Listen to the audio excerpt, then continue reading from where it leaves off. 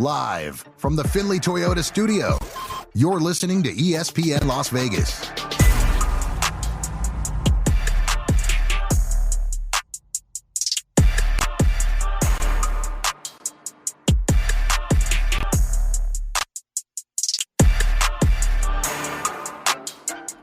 Another Cofield company here in ESPN Las Vegas.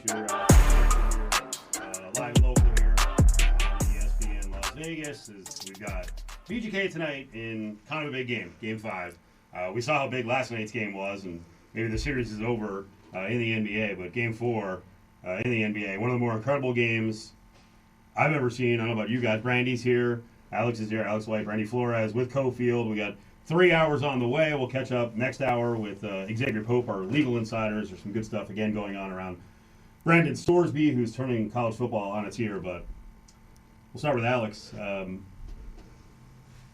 Did you play back the Knicks at all? Because I was sitting there, and I'm like, man, when they're down 29, I got to take a little action here and take plus whatever I can get. Because are they going to really lose by 29 and then slowly but surely, and then it felt like really quick when they came back. Did you take the points? I did not. Okay. I'm an idiot. I didn't either, and I said earlier in the day yesterday, when they go down, because we know the Spurs start quick and are a much better first quarter team, I planned on doing it, but I didn't like what I saw, and I guess I wasn't really thinking with how everything was falling for San Antonio that there would be some regression to the mean for the second half, and that's kind of what happened, as well as some turnovers from Fox and some other things. But no, I didn't jump in on it. But it was, both series right now, because you brought up that we have Game 5 for the Stanley Cup final. Both series have been great. They have, hockey for sure, back and forth great. Very stressful for VGK fans, of course. But the Spurs had multiple opportunities. They could easily be up in this series 3-1. It was just incredible. They could have won it. Literally. They could have swept the series. They could have. Losing so many leads after game after game after game, how does nothing switch? There's no way the Knicks are just, and Jalen Brunson, there is just a second coming to be down that much. The largest comeback in NBA Finals history. I mean, I do think a lot of it has to do with the experience and the chemistry that the Knicks do have, that they do find ways in the fourth quarter, and just how young this Spurs team is. And then, I mean, I don't want to just pin it all on De'Aaron Fox, but he's supposed to be the veteran, and he is making a lot of mistakes out there. Okay, I'm old. You're younger. I don't know if you're young. You're younger, right? Super young. Do you hate when people automatically assume that because you're younger, someone my age, that you're younger, that something's going to happen because you lack experience, you're going to screw up? Because I'm going to go down that path here in a second. But what's in general life, Brandy? What's your response when you just see an old head like me assume, like, well, maybe you don't have the experience? Because I think that's what we're going to do with the Spurs here after the series. So in real life, what's it like? I think it's situational. I will say, if you're going through, for example, in sports or a situation at work, because for these athletes, this is their job.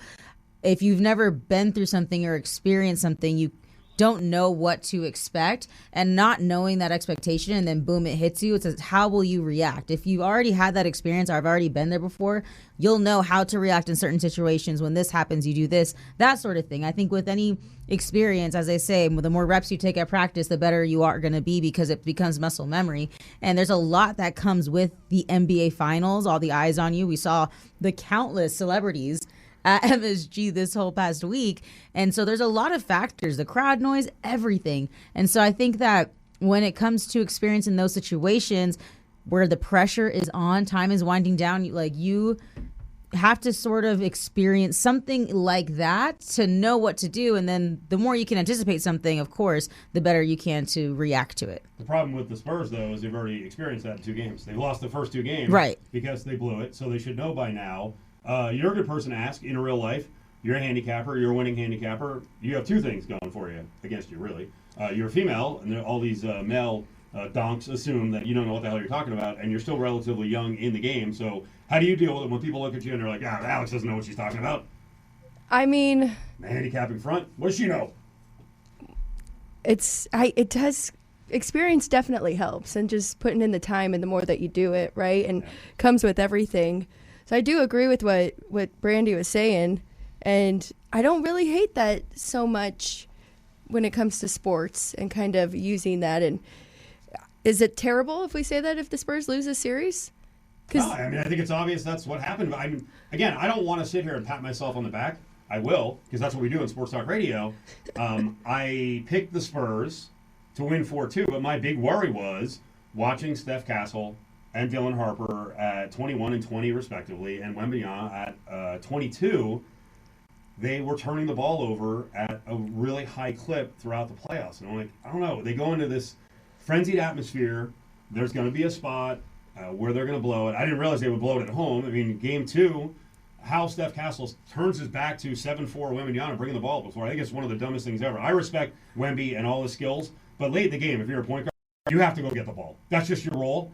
You can't look back and go, 7-4 guys got it. No. Yeah. It's my responsibility. Like, he's okay at that. I'm the guy, so they blew it there. And then last night, it was ridiculous. And I was listening to Q show on Raider Nation Radio, and they were talking about, in his Flush It block, they were talking about how the Spurs blew it and how the Spurs are going to want to flush this. And I think one of his first callers said they need to fire Mitch Johnson. I was like, okay, let's calm down. Now, if he loses the series, I think he's safe. He's done a great job, and I think he's a riser. But like, if this happens in the future, then yeah, there is a problem with the coaching staff. And before we even get to the players, the coaches could have done more in the spot, whether in the game or before the game. You can't have a lead like that evaporate. And the way they were playing, jacking threes all over the place. Like, it felt good making 13 threes early, but you got to stop.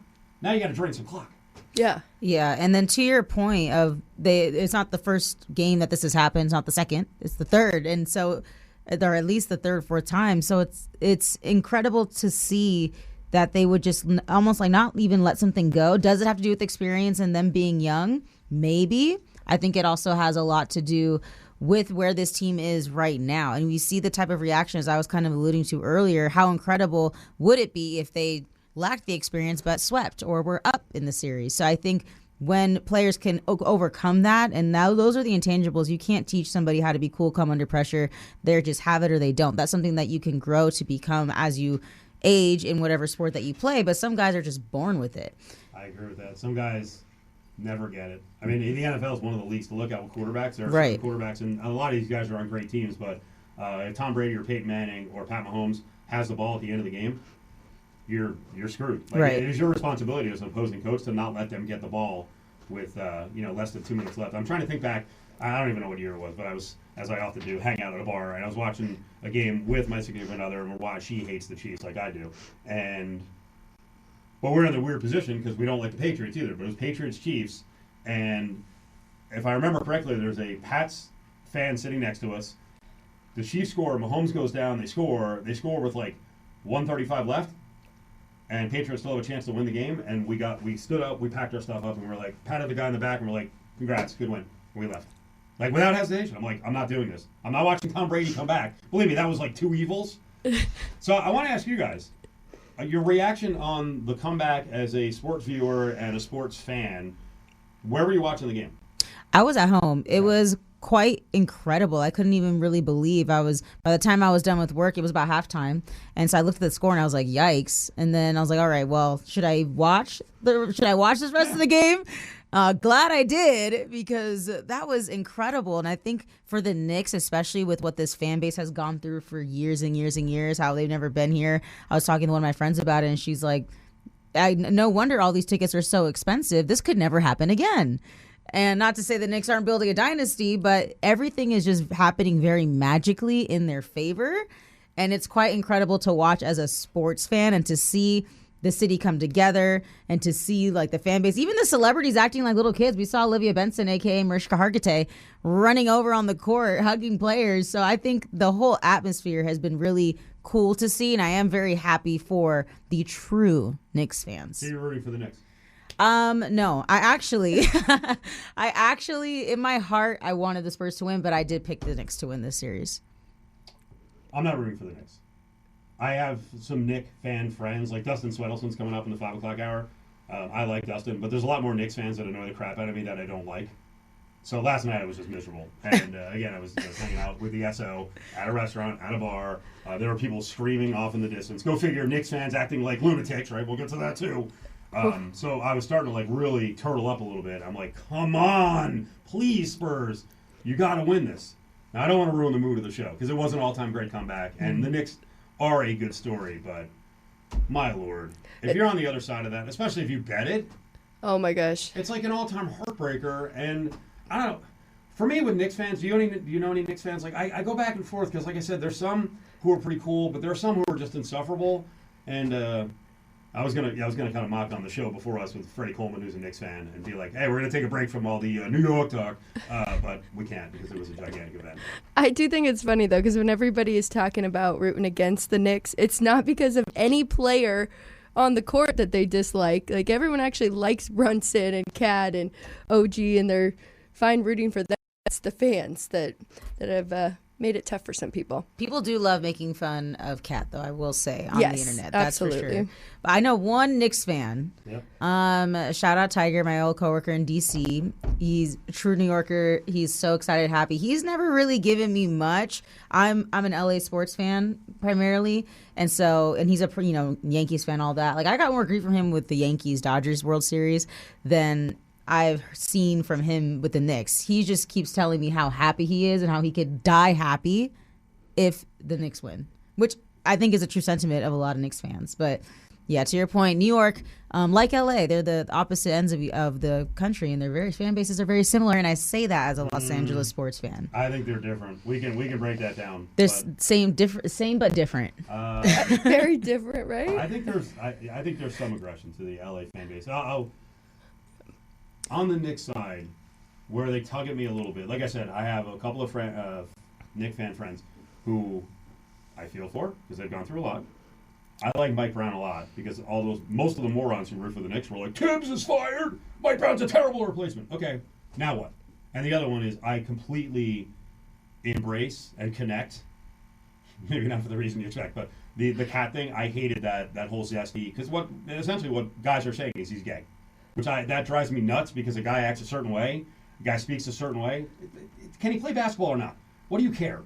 He's got to go out there and act like Draymond Green or Anthony Mason from back in the day. Cut it out. And that's why the Knicks fans, because they flip flop, they go back and forth on everyone. We'll take a time out here. I think we're gonna hit a road spot here with Adam Hill, but he said his phone is dying, which go figure. Wow. Well, he's on the road, so we're gonna hook up with Adam at some point. But a lot more on the Knicks comeback last night. What happened with the Spurs, and the other thing we'll address is. The other reason I don't want to root for the Knicks, it's not going to matter, but the way their fans are acting, a lot of them in the streets of New York, is just freaking shameful. You're listening to ESPN Las Vegas from the Findlay Toyota studio. All right, rolling on here on this Thursday, getting ready for Game 5. Trying to keep track of these two series, very hard. I'm old. I forget things. Game 5, VGK in Raleigh. Adam Hill is in D.C., we think, covering UFC.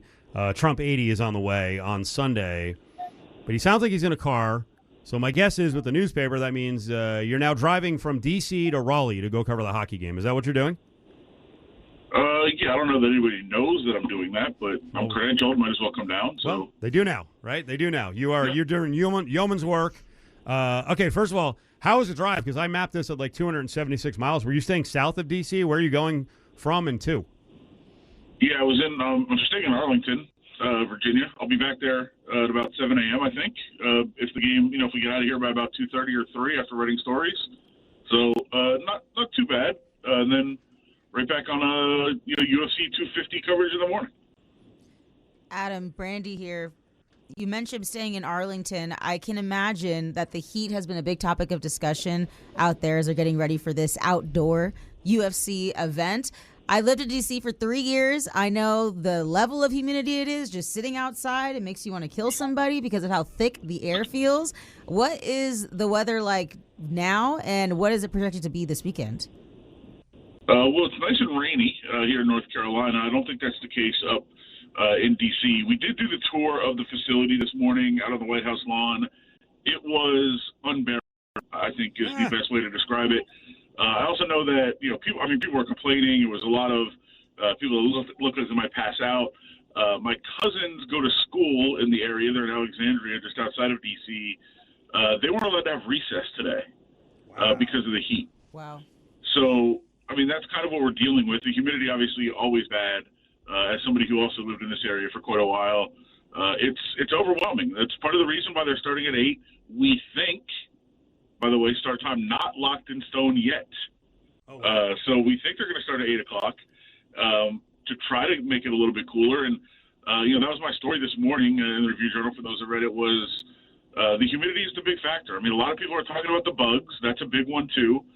There is an infestation of some sort of creature that I don't know what it is. People were talking about that last night where I was in Alexandria. It is kind of taking over the city right now.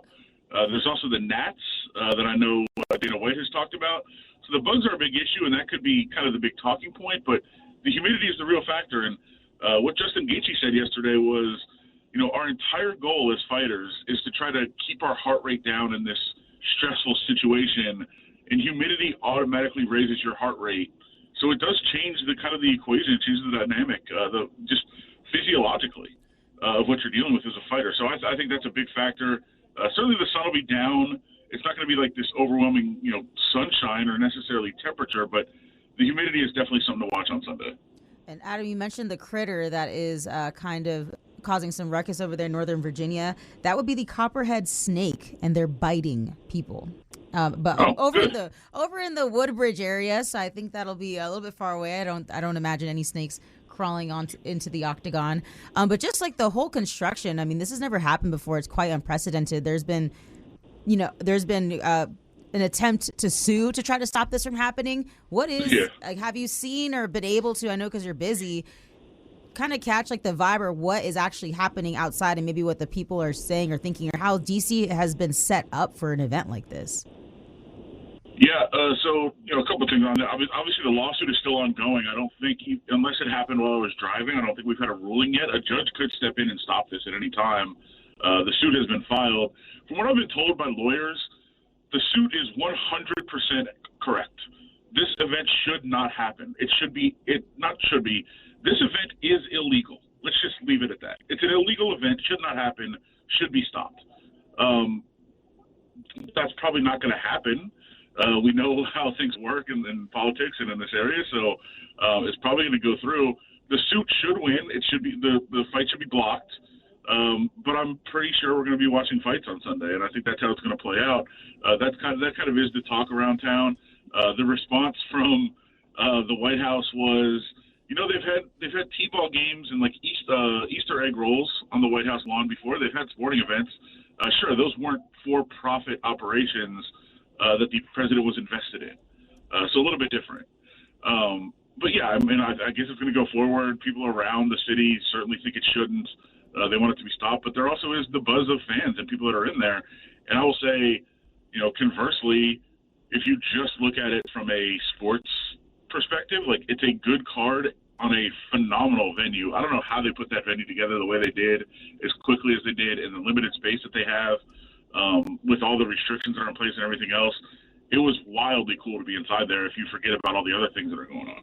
Yeah, you mentioned the card. It's a decent card, although a lot of fight fans were definitely underwhelmed by this because they were promised a full card of world title bouts. There's only 2 on this card, but let's get into that. Which fight are you most intrigued about to seeing? And also, does it surprise you or not surprise you that there are no women fighting on this card? Not surprising at all. Me neither. Easily predictable. Yeah, I mean, obviously, Alex Pereira could clinch being, I would say one of the greatest fighters of all time if he wins a title belt in a third weight class. I don't think there's any question about that. What would happen historically for his resume if he's able to win this fight? Obviously, anytime Justin Gaethje steps in the cage, that's the fight I'm almost always most looking forward to because you know what you're going to get. You're just going to get basically a face-punching contest until somebody falls down. So Justin Gaethje against Ilia Topuria, who right now I think is the most accurate striker, the most disciplined, ferocious striker that we see in the organization right now. He's going to take advantage of Justin Gaethje letting him punch him in the face, and probably ends pretty early, but that could be fun while it goes on. And then, anytime you have like a Sean O'Malley fight, that is fun. And then Derek Lewis, who always just puts on wild fights. I don't want to credit the other guy. I'm just going to call him the guy he's fighting because the shtick has gotten so ridiculous and out of control. I don't even want to mention his name. But anytime Derek Lewis is on a fight card, that's fun. Well, the guy he's fighting, Josh Hokett, is going to beat him because Josh Hokett's actually in shape and will not gas out in the weather. Derek Lewis, I think, is dead meat in this kind of weather. He's going to have trouble. I got to go back to what you said about no female fights on the card. Adam Hill's with us. He's on his way to Raleigh. We're going to get to hockey here in a second with VGK in this gigantic Game 5 against the Canes. So there's no women on the card because, what, Trump and the U.S. women's hockey team? There's no women on the card because he didn't invite the Aces to the White House? Or there's no women on the card because Dana White's just not that big on female fighing? I don't know which female fighter they'd have on it, right? I think it could be all of the above. I also don't know. You know, they haven't done a great job lately of developing stars at all, but certainly female stars. I don't know who you would have put on this and who you would have featured necessarily. There's not like a chef. People would have got fired up about. Is Shevchenko Russian? Yeah. I mean, wouldn't that be a positive for his relationship with Putin? And she's a great fighter. Sure. I mean, does she move the needle? I don't know. I mean, I didn't see when they were putting this together. Maybe like a Mackenzie Dern type fight. Potentially you could have, but I just didn't see a female that I thought that they were going to put on this card to try to feature. Maybe it's a good opportunity to try to feature some of them and develop stars. Hint, probably what you should use this for. But I was very unsurprised when that happened. And look, it's not just the Aces that he didn't invite. He hasn't invited a basketball champion at all to the White House since he's been there. No NBA or WNBA. Or NWSL, Women's Soccer League either. Okay. Adam Hill on the road covering UFC Trump 80 the next couple of days, but right now he's on his way to cover Stanley Cup game number 5. Alex, fire away. Let's get right into it. The one thing I'm very curious about is... Curious if there's any chance you might... Is it confirmed yet that it will be Brandon Bussey? Because it's been kind of weird. It was said that they were giving Anderson a day off, and now it has not been confirmed and very little said about this. So what do you think about the goalie situation for the Canes side? So actually, I was listening to the Canes pregame show as I'm driving here, and they just called up the backup goalie from the AHL team. Wow. So the AHL team is still in action. They're playing for the championship. They didn't call up the starter. They called it the backup, which I assume would be for insurance in case Bussey gets injured. Bussey's going to start. Anderson, he worked out off the ice today when media wasn't there, so I imagine there's an injury that he's going through. It seemed like on that goaltender interference in the second period, he took a shot to the head in that game 3, and I don't know that he's ready or will be ready. And then they've had all kinds of issues with health with the goaltender. So my assumption is Bussey starting. Obviously, he is starting, and then all kinds of chaos behind him because I don't think they have any idea who's healthy, who could go, who could play. They're just trying to have enough bodies in there.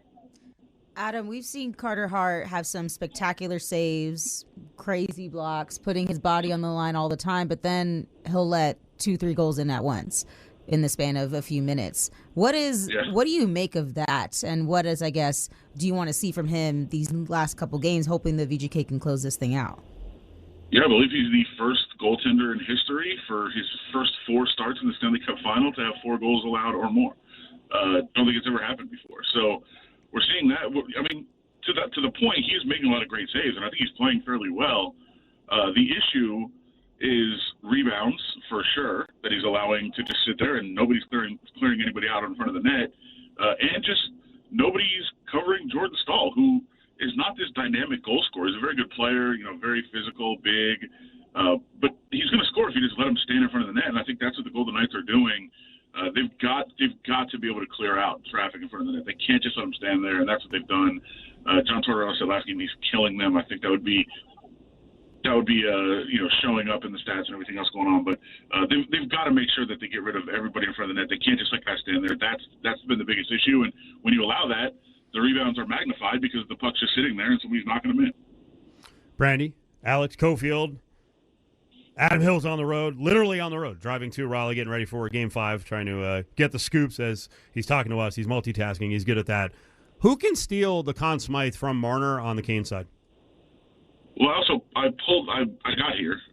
Nice. I didn't know where I was really. I pulled up. I'm here, and then people are yelling into the car. If you heard that, I don't know. I did hear that. Yes. You and security and parking people, always a magical mix. Always goes well every single time.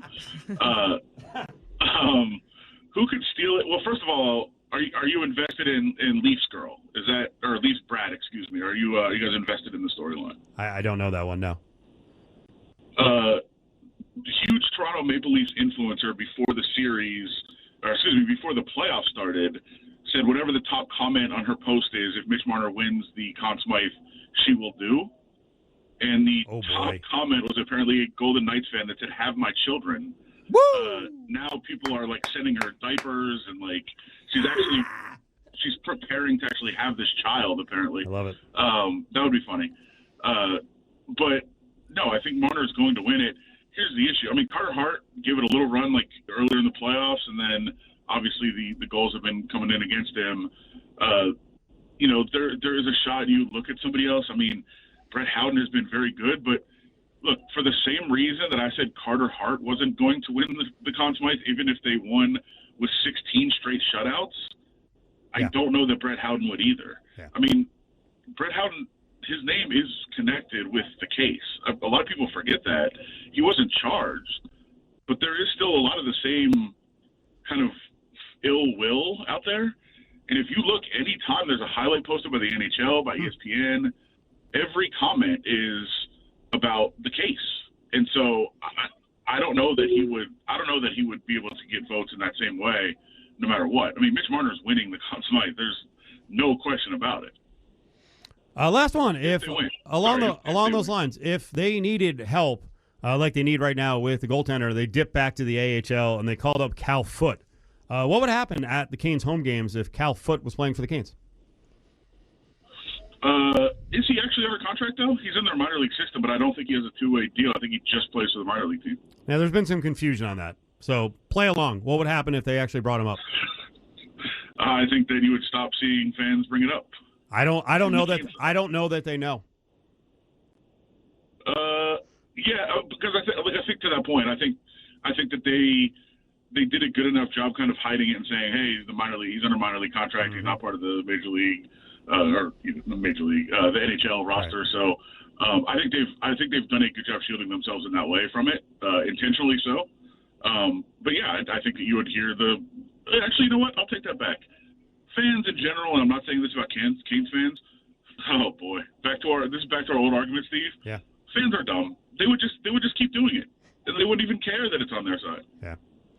All right, Adam. Well, be careful. Don't get into a scrap with. I'm more worried about you around the hockey parking attendants than even the White House and the security. I think you'll be good up there. But we'll talk to you on Friday. Enjoy the game tonight. We'll be looking for the coverage in the RJ and also up at Adam Hill LVRJ on Twitter. Thank you.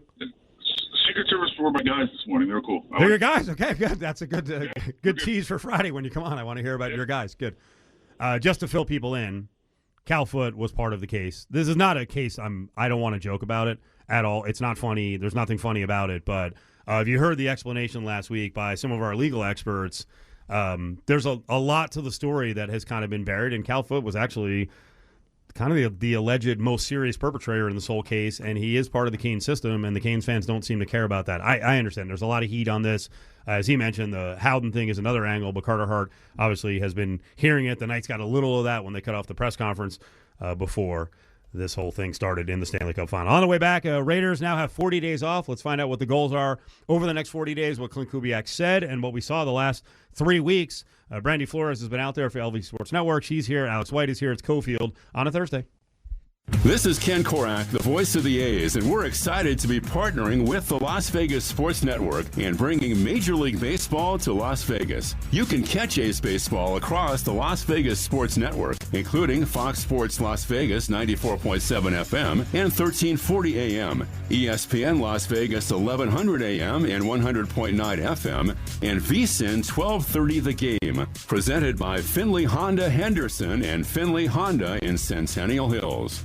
Triple savings do not include attorney's fees. Call Panda Law 702-818-3888. Do you have $10,000 or more in debt?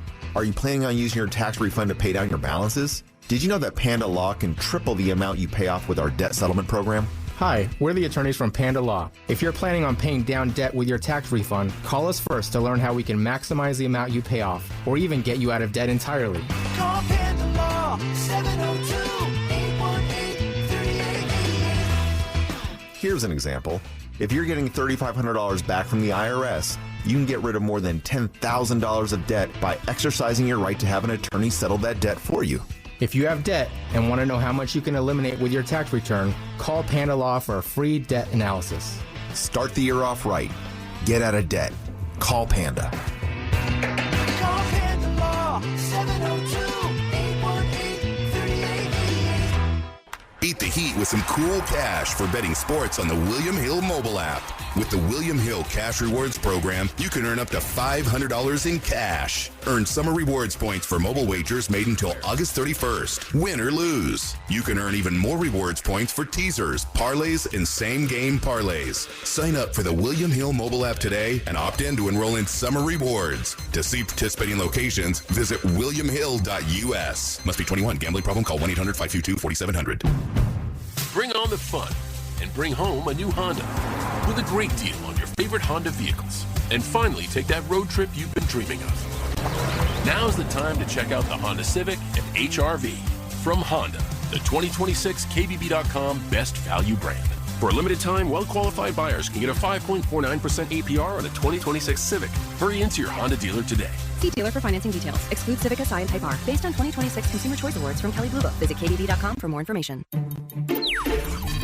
Now back to Cofield and Company on ESPN Las Vegas.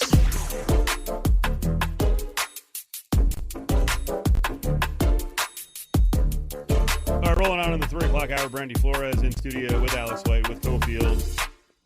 We'll get to a little A's baseball and what everyone's seen out at LVB, but big 3 weeks really for the Raiders, but mandatory mini just passed. Now they have 40 days off. There's some good storylines coming out of this. I wanted to get your reaction, both of you guys, to Kubiak talking about the next 40 days and basically saying that, hey, we just got a lot of good work done, but if you go home and basically post up on your couch, you can have all this unravel. I like that message. Like, it's not time to jerk around. Like, the season's coming, so make sure you stay focused. Yeah, and this team has a lot of work to do, a lot. And the way I would describe Kubiak after being around him these past few weeks and then kind of learning how he is as a person through his press conferences, he's like the silent killer type, for sure. And he definitely makes sure that his coaching staff follows suit. They're not exactly silent, but they are the killer types. And the fact that every coordinator that's out on the field is running around, hyping up their team physically, whether that's Andrew Janocko, the OC, literally running with them onto the field. Robbie Leonard, former defensive line coach for this team, now being upgraded to DC, just influencing his entire defense. The guys that we talked to say that he runs the entire defense like he ran his defensive line unit, and the intensity of that.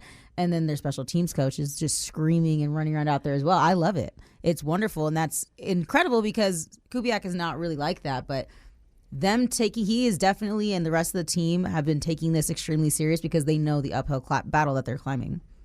I think that is kind of common, and I think it's a good thing when you have the head coach that doesn't have to do all the yelling, right, and kind of just coordinating, and then or the hyping up all the time, right, and then you have the coordinators doing that.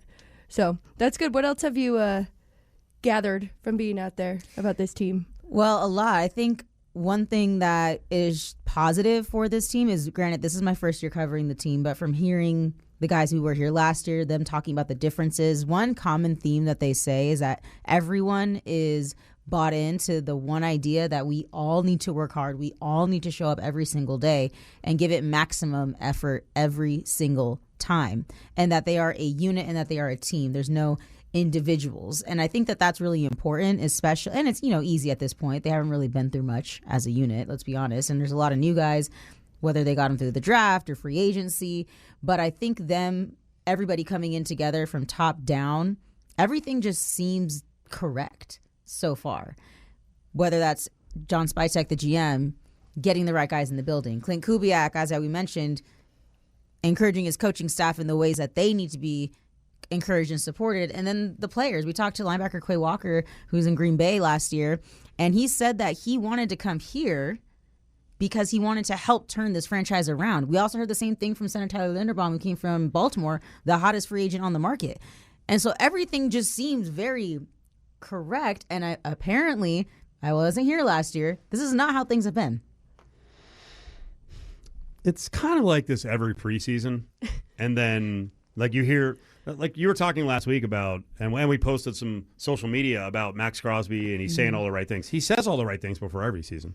But then, like, sometimes you'll find out that he's not happy. Like, we found out he wasn't happy last preseason because George Kittle, after a preseason game, had tons of comments about the Raiders defense.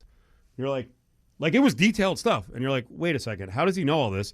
And then we go back to the pregame, and Kittle and Crosby were talking a lot. You're like, okay, Max was complaining to George Kittle. Like, in front of the camera, he says one thing, but he wasn't happy at all. They did not like that scheme.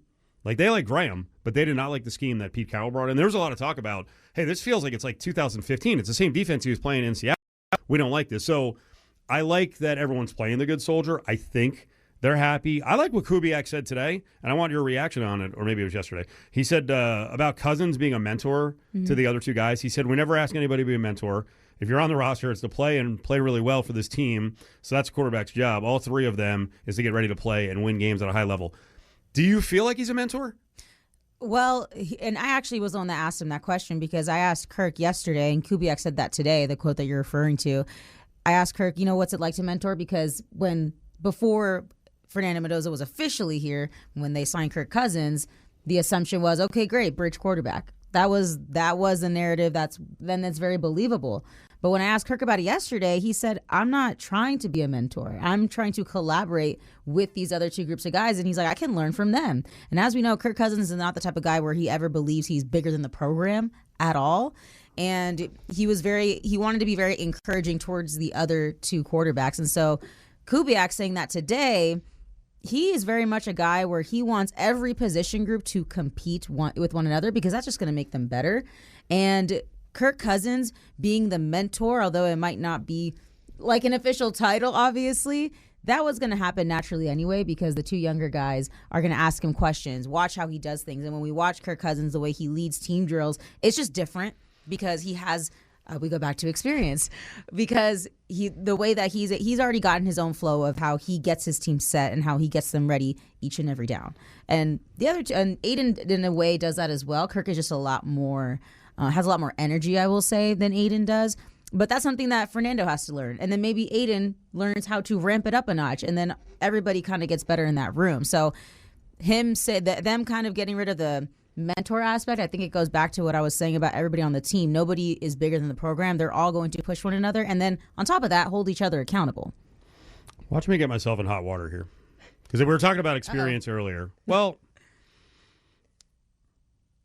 how far away do you guys think you are in terms of relatability from, say, a 22-year-old or a 19-year-old?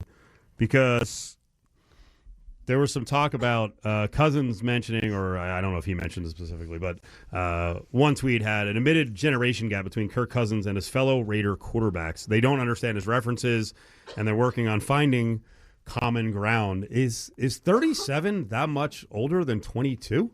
Yes. And then when he was talking about that, he was talking about like movies specifically because Kirk is a big movie guy. But yeah, I would say 37 and 22. It's a pretty large gap. Like especially now, 22-year-olds now versus 37-year-olds. 22-year-olds grew up with technology, the iPad kids grown up, maybe possibly. I think that's that age range. 37 years old, you're not. You don't have any of that. Me at 56 to you guys, is it gigantic? Well, I'm 29, so that's pretty big. I mean, you guys are young enough. I mean, I would have to have a kid a little, pretty young. Alex is a little bit older, but I don't ask anyone's age. So if you wanted to give that, I have told so many people this week that I went to see music by Christopher Cross, and they looked at me like, what? And I'm going to see Human League and Soft Cell, right? These are 80s bands. I've heard of Soft Cell. And everyone I was talking to, it was Mike Davis. I think Mike's like 35. And Mike's like, it's like, who? He's like, they have that one song? And he goes, 80s music sucks. I'm like, all right. Well, Thanks, Mike. Well, see, music is different because I grew up in a household where music is very celebrated, so I know a lot of older songs and different genres. So I think music is slightly different, but knowing what was popular, like one-hit wonders, I think that's a little bit. What's the best era in your mind for music, Alex? First, what's your favorite? What's the best era? It's not your favorite music. What's the best era of music? I didn't get to jump in on the 37 and 22. Yeah, go ahead. Yeah. How much of a difference is it? Because Brandy was leaning a lot on technology. Well, I think it's a huge difference. I feel like 37 is more relatable to you. That gap is than a 37-year-old to a 22-year-old. Kirk definitely is. Because he's like 37 going on 54. Right. That's the other problem, too, is you can be 37 and trend older. I know 37-year-olds who've taken no responsibility in life, and they're 37 going on 19. Also, we got to think the frontal lobe is not really developed till 25 to 28 years old. So how could you relate to somebody whose frontal Mine's lobe still not developed. What happened? This is craziness. We'll have to go to the doctor. But this reminds me of the convo, I think it was last year, where Matt Stafford, and of course Kelly's the one who released it because Matt doesn't say anything. He says it to Kelly. She goes on the podcast and says it. But Kelly kind of stirred the pot a little bit where Matt Stafford's like, I don't know what the hell's going on with like the 22-year-old, like the youngest guys in this draft class. I have no idea. He's only 42 now. And he's 41, I think. You said technology. I think it's more lingo, honestly, that really just divides you. Because working with lingo, a lot of young kids out at the ballpark. And if we all just talk normal, so we're automatically old. Yeah. I'm going to take a break here because we're up against it. By the way, Matt Stafford, I aged him too much. He's only, 38. He just turned 38 in February. So we'll come back. We got a little more on the Raiders. A lot happened during this camp. We want to talk about the receivers because that room is right now kind of up for grabs. Now back to Cofield and Company on ESPN Las Vegas. Brandy Flores has been out covering the Raiders all week at mandatory minicamp and the prior weeks. Alex White is here. And we got to ask, how did Fernando look this week?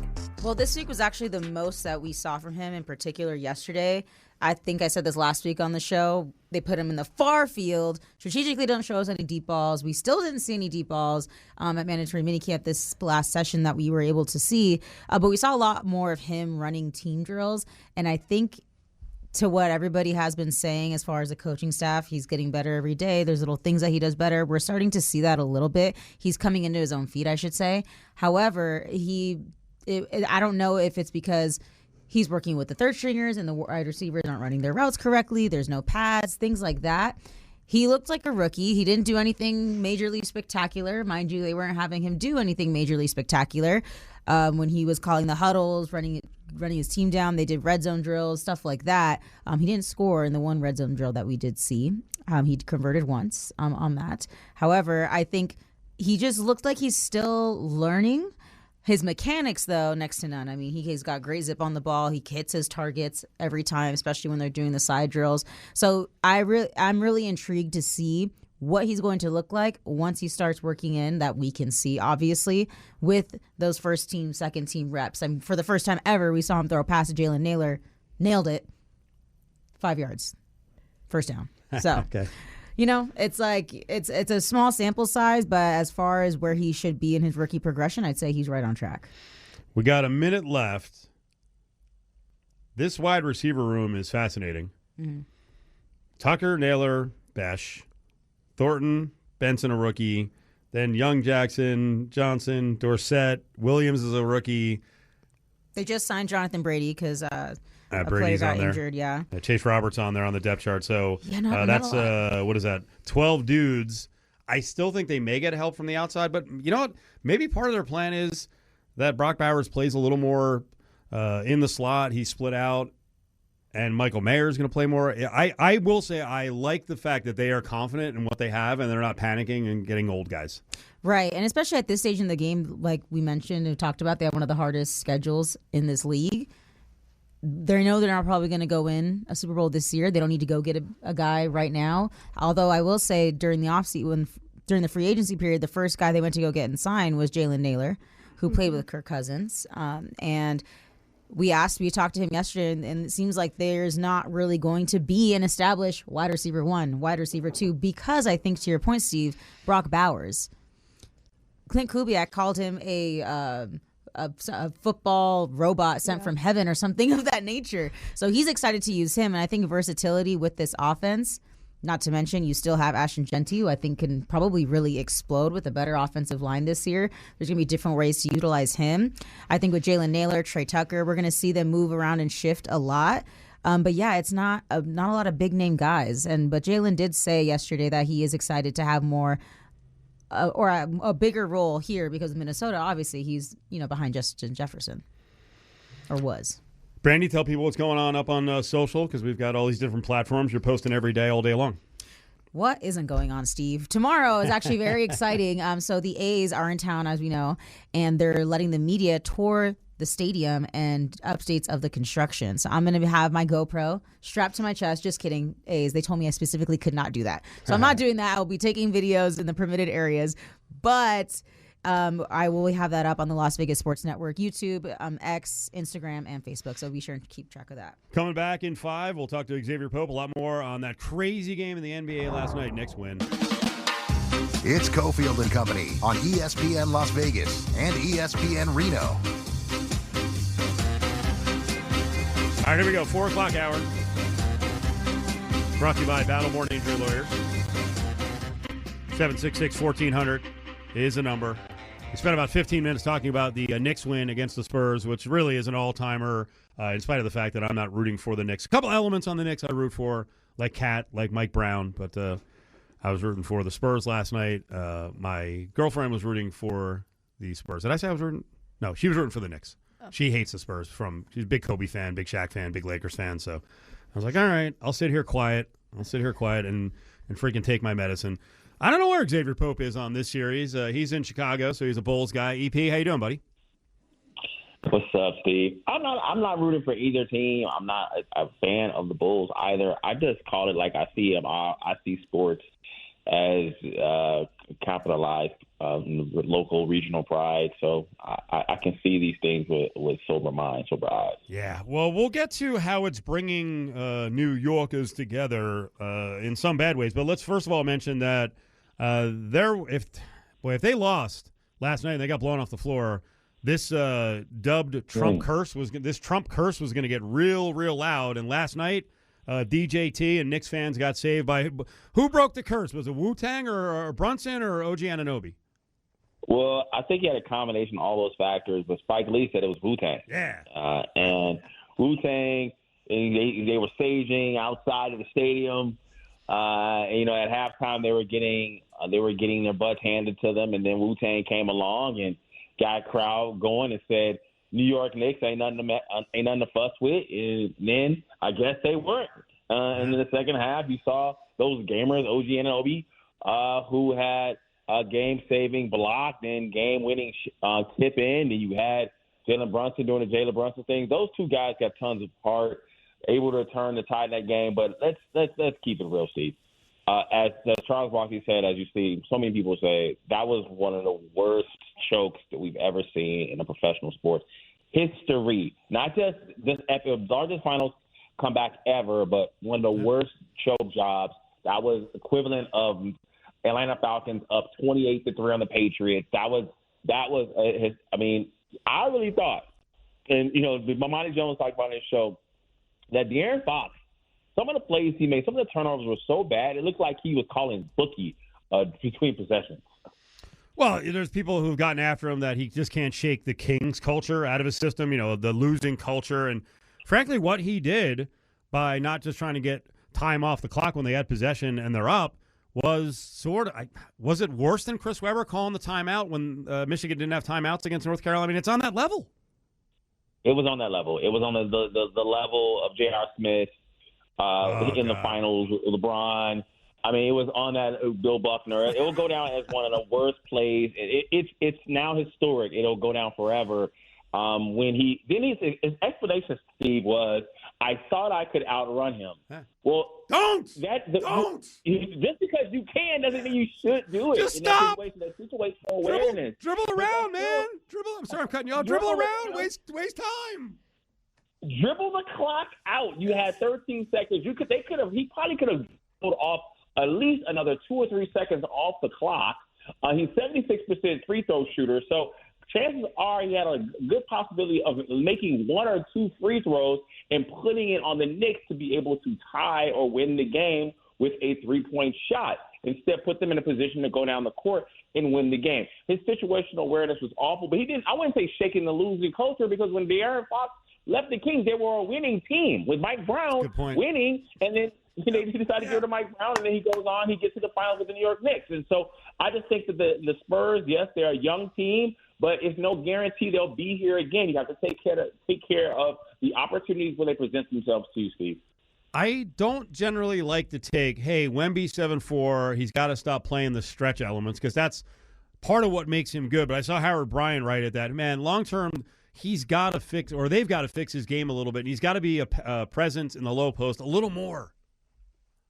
But think about this, though, Steve. Remember when people were saying that Shaq needed to be able to have more of a game after he got abused by Hakeem? But Steve, listen. Shaq did develop a couple of low post moves to be able to complement his game. Yep. So he didn't just stop at the power game. He did add some components after being taken to the cleaners by Hakeem Olajuwon. So the players do learn that they have to be able to develop a certain type of shot. Michael Jordan had the fadeaway jump shot later in his career to be able to preserve his energy in games. So he's not the first LeBron James. He himself learned how to preserve himself by being able to develop the three-point shot element to this game. We didn't necessarily have that earlier in his career. So there are plenty of examples of players that have been able to develop certain aspects of their game to be able to make sure they're maximizing their talents on the court. This isn't something that's way out of bounds for to say, hey, Wemby, go in the game, go in the post, get a go-to move that you're be able to draw the defense, be able to kick out, get some three-point shots, make shots, then open up the possibility for you to shoot three-pointers instead of just jacking up shots, Steve. Attorney and cultural contributor Exavier Pope here on ESPN Reno and ESPN Las Vegas. Alex White is across the way. It's Cofield. Okay, well, let's get to a little sociological discussion. Let me start off by saying, beginning of the week, when I saw all those walls and, 6 blocks by 2.5 blocks are blocked off in Midtown Manhattan around the Garden, I'm like, this sucks. This is like the rich and the normies being separated. This is garbage. Why are they doing this? But you know what? Now it's like, if people are going to behave the way they're behaving, they probably need to do more. Exavier, we're both older. And I don't want to sit here and do kids these days, but why are we just freaking wrecking places, beating the hell out of people, wreaking havoc just to do so, like with this mob mentality? Are people that angry? What is going on? Let's stop pretending, Steve, that fans aren't doing this and haven't been doing this forever. Oh, it's gotten worse than it's ever. Come on. Come on, Steve. Just like running into fast food joints and if you watch there's one out of 5 guys. It's like everyone is just beating the hell out of the place, and then they're like, wait, we've already broken everything. Let's just start throwing chairs at each other. Then there's one guy with, like, the freaking fry basket. Like, there's hot oil. He's just whipping it all over the place. Like, what? Come on, that's beyond – we could all be lunatics in our day. That's beyond what we did. I don't want to be like back in my day, but come on.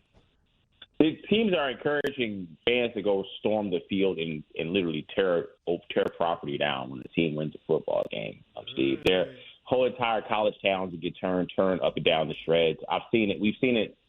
I mean, I think that because social media exists, everyone has a camera, everyone has can document all these crazy things that are happening. But I personally don't think anything different than how you see fans behave. We have the World Cup coming. Some of those soccer fans, how they behave when they lose a game. Sometimes players have to run out of the stadium. Sports violence it shouldn't be accepted or allowed, but I don't think it's any more of this culture than it has been before. We just see it more documented more because of social media, Steve. All right.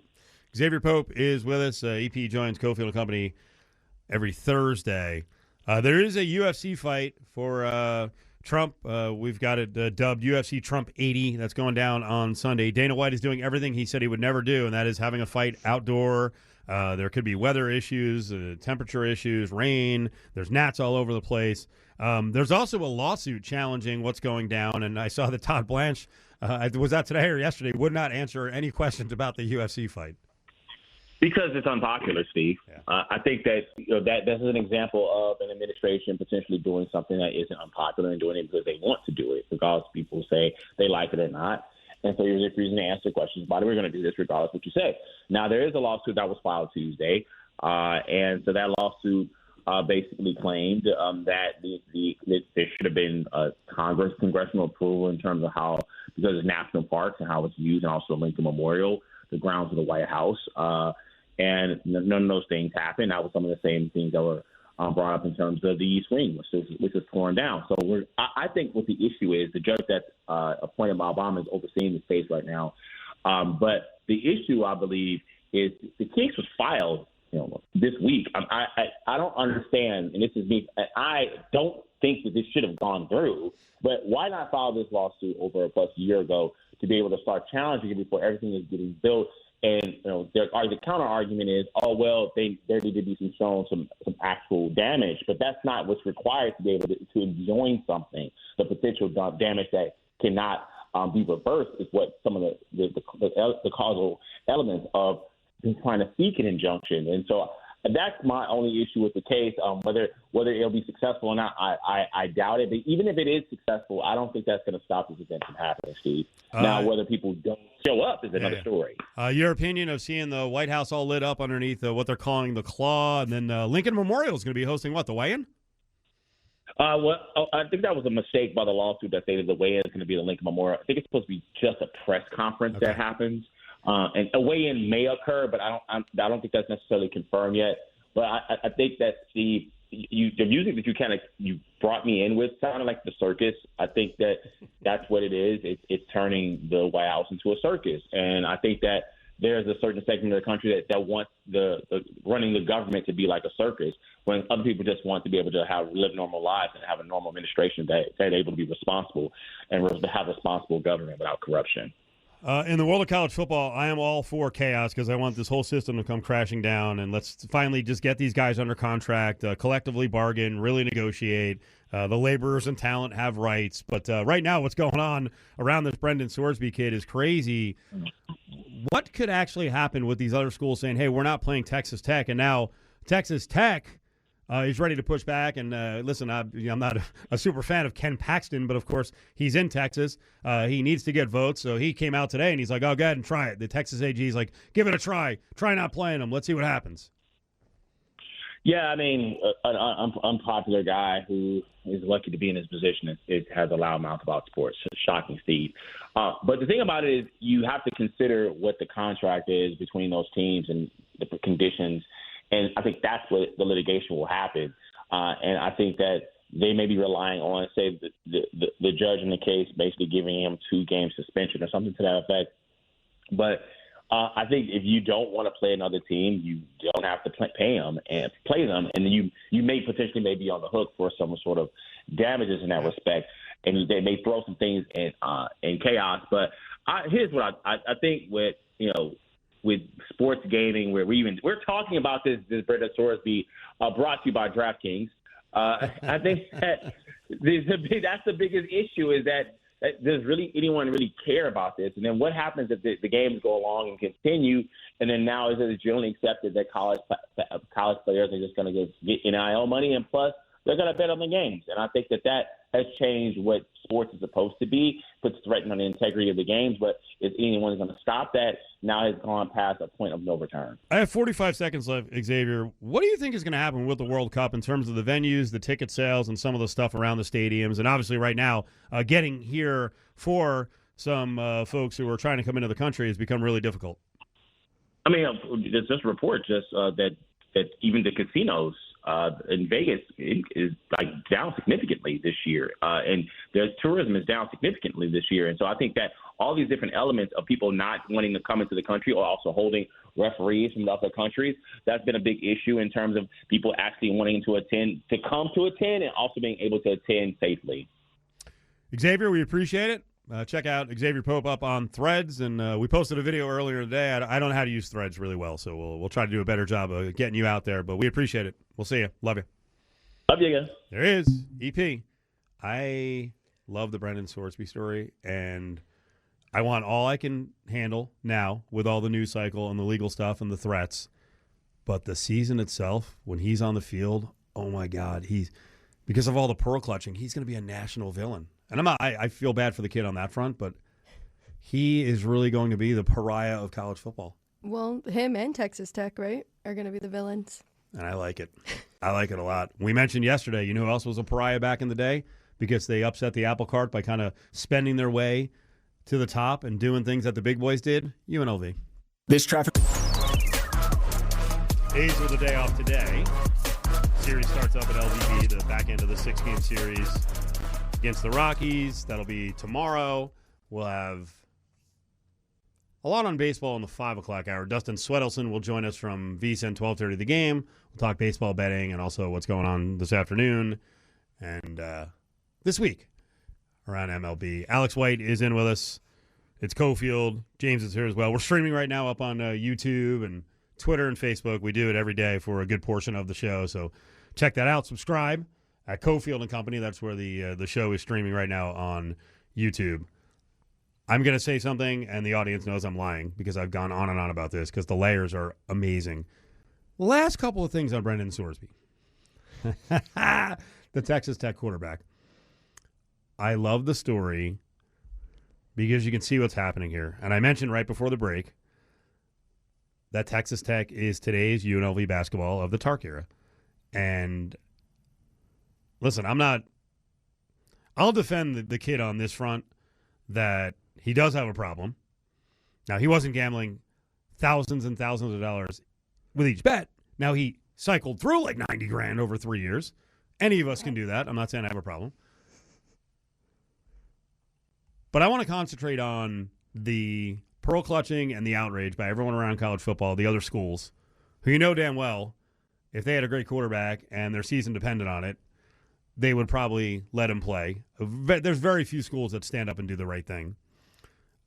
But Agreed. The origin of the story, like the extra oomph on this, is because there are a lot of people around college football who are pissed off that the Texas Techs of the world have bought themselves to the table in this new system, which, by the way, I'm the only person in the country on sports radio. Send me your clips of 6 years ago where you said NIL and the transfer portal would even things out a lot. Everyone is going to have money, and there's going to be pockets of the country that you had no idea had money or programs you had no idea had money that are going to be spending money, and they're going to screw things up big time for the traditional big boys. And you can see the top of the SEC is crying in their beer. They've got Nick Saban going in front of Congress and just, whatever you think of his message, he's the wrong messenger. I don't want to hear from him at all. But a lot of this is people are pissed that Texas Tech has a gigantic booster. They've paid their way to the table. They play great football. They've got a brash coach in Joey McGuire, who yesterday was talking. Between all of them, they're doing a lot of whataboutism, which I'm fine with in this case. Hey, you're outraged about this. What about Penn State? I did the whole thing the other day. I was like, really, the Big Ten is mad at Texas Tech. How about be mad at the litany of schools in your conference that had doctors who were scumbags violating students and athletes for 20 years and got moved around from department to department, and you had to pay out hundreds of millions of dollars? That is disgusting. Now, on the field, I mentioned Texas Tech and Sorsby are going to be the ultimate villain. What's going to happen at the books with the numbers? And specifically, I saw the other day someone put out the Heisman number on Sorsby at 18-1. Ha! That's outrageous. He has no shot. No right? way. What number would it take for you to bet Sorsby to win the Heisman? Oh, my gosh. I don't know. 200-1. I was thinking 75-1. So you think 200. Even 75 is a waste of time. Yeah, I think so. So they could be unbeaten. He could have the best quarterback numbers. He could be sitting towards the end of the season with, 3,800 yards, 38 touchdowns, and 4 interceptions. And they're in the hunt for the national championship. And you think people they're all going to make, they're going to have to, these Heisman voters try to make this statement. We're going to fix this. It's going to go damn kid. It's going to a running back on the team. I don't know. I think they would find a way to give it to him. It would be tough. So I'm glad you brought up that point about the Big Ten, because as you were talking, I was thinking, what about the whole point of what happens next if you don't get disciplined for betting, right? And we're trying to shut that down. But you're not talking about that issue. You're just talking about people being so mad at them rather than all these other things that happen. Well, they're just pushed under the rug. his issue is one to latch onto. I mean, let's be honest. And I've tried to explain this to people, and I want people to think to themselves, like what your reaction was with another big case like this. And I will guarantee you that because it was a story where you felt like this person was the victim, no one feels like Sorsby's the victim. Right. But I felt like when we were really in the throes of it, and I was doing sports radio, okay? I've been doing it a long time. Well, when we were in the throes of Pete Rose, that Pete had tons of supporters. What's the difference? I would hear all the time, well, I mean, he didn't bet against his team. Okay, well, then Sorsby's fine, right? Did he bet against his team? By the way, I've never believed that Pete didn't bet against the Reds when he was the manager, and I also believe that he was betting when he was a player.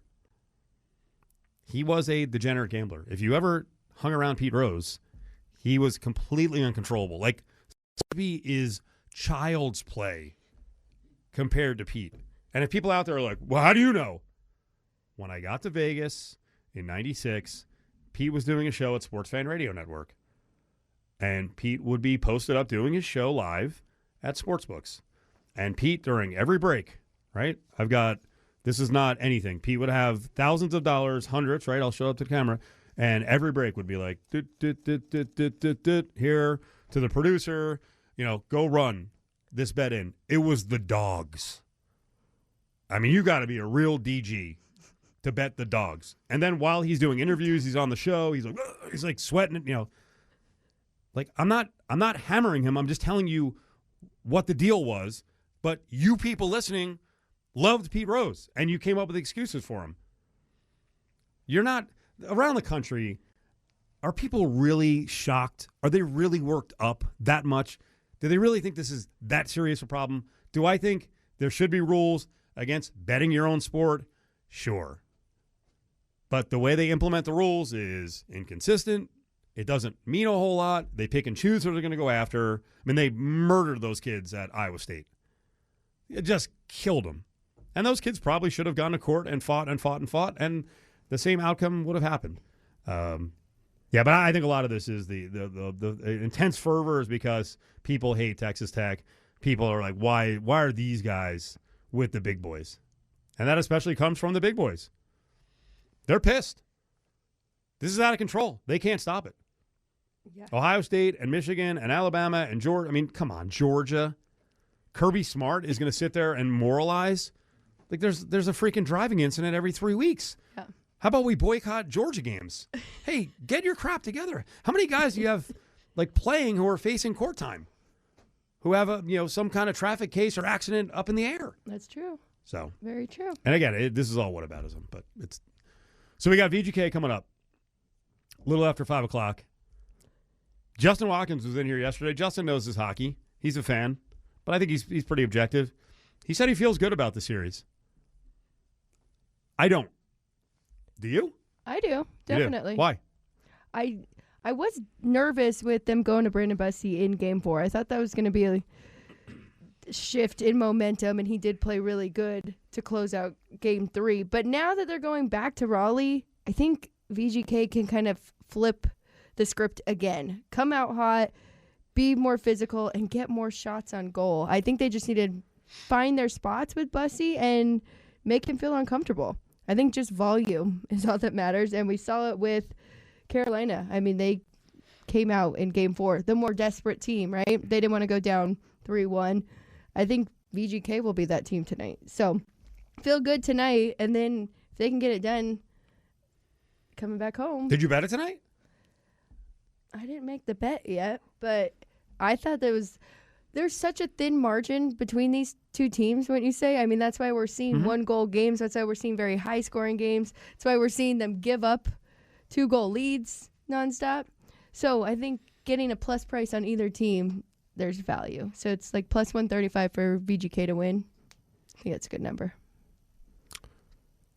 I think Torts has kind of set the mission at hand that Stahl has to be target number one.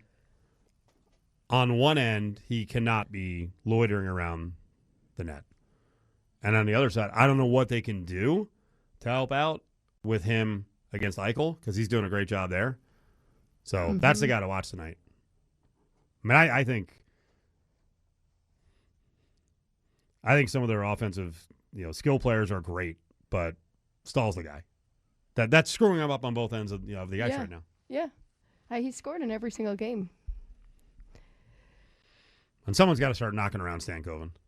Come on, he's too small. Very skilled though. Wait, didn't they get a penalty? When Gostisbehere, that guy's annoying too. Someone just got a penalty for that because he is smaller He's a tiny in guy, the yeah. height, so it ended up being like a cross-checking. And you're confident in Carter Hart in terms of, Yeah, I don't like that. especially that blocker side, that right side. I don't like that first ever to give up 4 goals in the first 4. They're 2-2, so I mean, it sounds terrible, but it also would have been Anderson if he played Game 4. They both would have been in the same boat. It's just been crazy high scoring.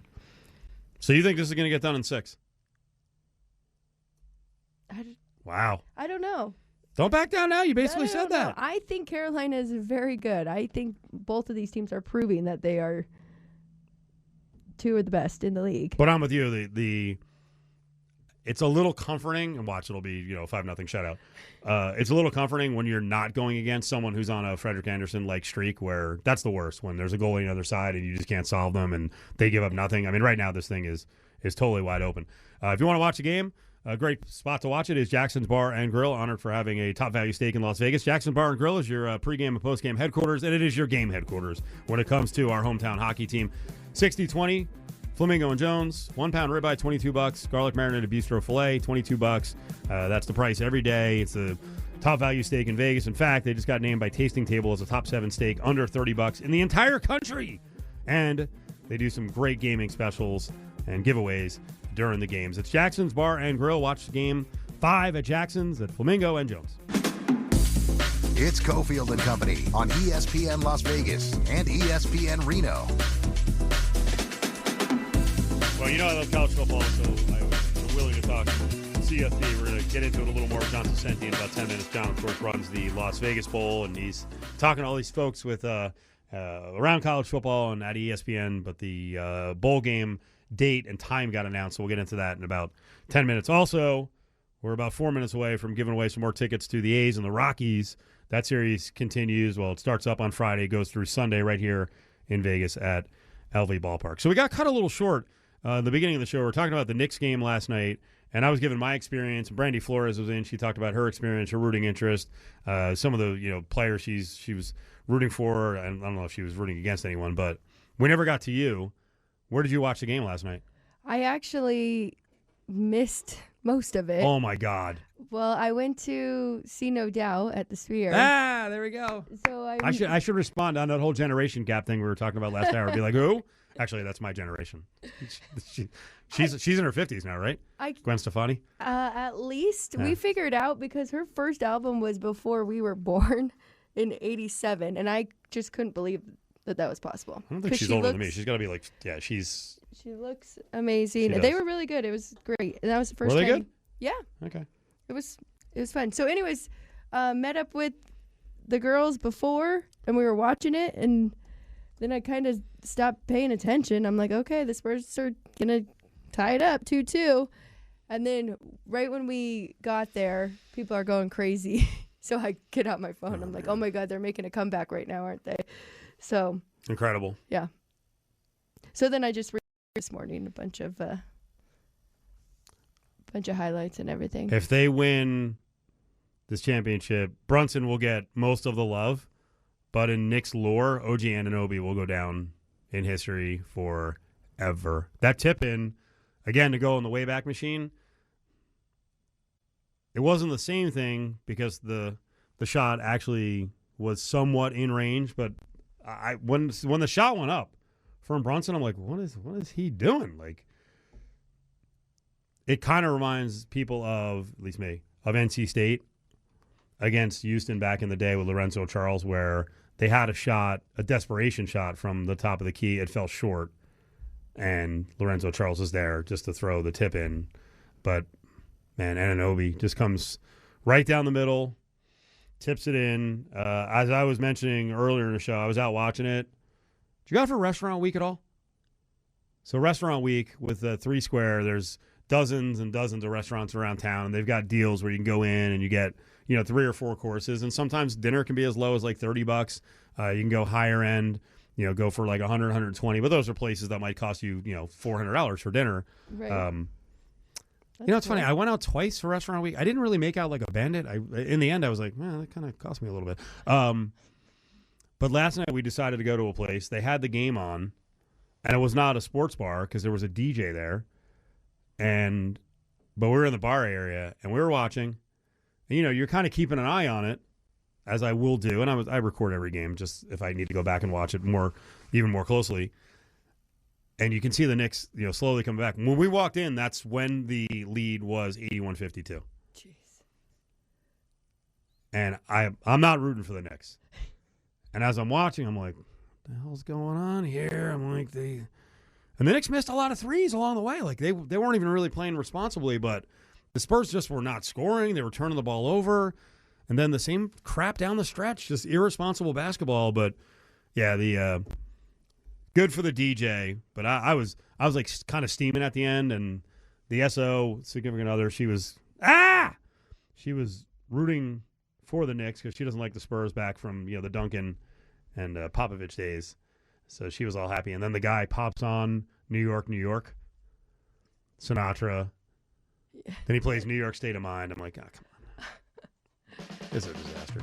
Well, but I don't want to rain on the parade because it is one of the greatest all-time games and comebacks. Certainly one of the greatest comebacks, if not the greatest comeback in NBA history in the finals. Jeez. Yes, it is. And we will get to the other end of this story, which it shouldn't overwhelm the story, but the Knicks fans in the building, I like some of that. Out of the building, folks, what are we doing? John Saccenti on the way.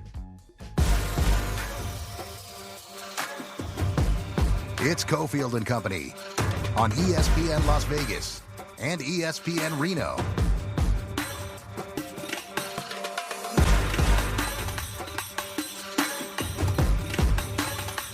So for all your hockey preview right now, game's coming up here. Puck drop in about 20 minutes in Carolina, Game 5. VGK against the dreaded Raleigh Hurricanes. Tune in to Fox Sports 1340 and 94.7 FM. That's Fox Sports Las Vegas. RTHG, Ryan the Hockey Guy, has things rolling over there. James is here. Alex White. It's Cofield. We get into a little more college football, a little more on the Knights. We'll get back to the NBA as well. John Saccenti's a big sports fan. I know John, of course, from the Las Vegas Bowl. You all know him. John, you were at the hockey game the other night right here in town? I was at the hockey game the other night, and I got to be honest with you, having two teams that you're fans of playing for championships is exhausting. Every single night, there's another game that I'm engaged and immersed in, and it's exhausting. Shocking that you and I grew up in towns that are like basically right next to each other, but I, because I'm a sad sack of crap, when I was a kid, I think you're suggesting you're a Knicks fan. I, as a kid, of course, chose the Nets to only see them move to Brooklyn and never really win anything. How strong is your Knicks fandom? Because there's all different levels. People are psychos. Are you one of the psychos? I am a psycho, but I'm not going to be on the street pounding on anybody. But you got to remember, I went to high school in Jersey. I grew up in Brooklyn, New York. So that's a good point. We were taking the train into Madison Square Garden on the regular. My best friend growing up, his dad was the president of Morgan Stanley. So we were the spoiled kids that had the third or fourth row seats right behind Spike Lee as little punk 13, 14-year-old kids. So very spoiled. I was at every big Knick game my entire childhood, the Reggie Miller days, the Bulls days. A lot of disappointing years. So this is kind of sweet seeing them right on the edge of it. So what does it mean to you when you watch the games from afar and you see people going crazy at MSG? Take the Vegas audience into the game experience at MSG when things are going well and that crowd is just going crazy. I'll tell you what, there's nothing like. Here's what's funny about the Knicks is when you grow up in New York, every other team you're picking one or the other, right? You're either Mets or Yankees. You're Giants or Jets. You're Rangers or Islanders. The Knicks are the one team that has 100% of the city. And listen, New York fans are very passionate. Some might call them a little loud, a little rude at times. But when the Garden is going and the energy level, it's unlike anything in sports. And they call it the Mecca for a reason, the world's most famous arena. But New Yorkers love their sports, and they especially love their Knicks. And when the Knicks are going, and here's what's funny: even in the 20 years the Knicks were terrible, they were selling out every night, and that's what made Knicks fans so frustrated. Was you had an ownership group that was making a ton of money, it was selling out every night, and the fans were still going. They weren't boycotting the game, so there was no need to turn the team around. And they finally got it going, and now they're winning and still selling out. John Saccenti, Vegas guy, Las Vegas Bowl. He runs the game and a lot of things around the game and other events as well. Last thing to build on what you were saying, and I've explained this to the audience here if people don't know.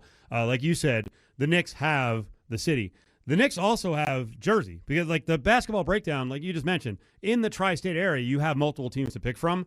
No one was a Nets fan. Like, the other day was actually the first time I think I've ever been around two other Nets fans. We had a guest on who does WFAN, Daniel McCartan, who grew up in Newark, Jersey. Parles is a Jersey guy. It's like three Nets fans. We're all former now. But, like, it's in the tri-state area. It is literally, like, 95-5. Like, there's no Brooklyn Nets fans. Like, the Knicks have everything. And that's why their fan base, it's so bonded. And the thing that Knicks fans can be proud of, and I don't like what's going on the streets right now, is that it also touches, like, every demographic, like every ethnicity, every religion, males, females, like everyone is into the Knicks. And that's why them being mediocre or sucking for so long, it just builds every year in terms of the fervor. Well, and you forgot one other thing, how it touches everybody.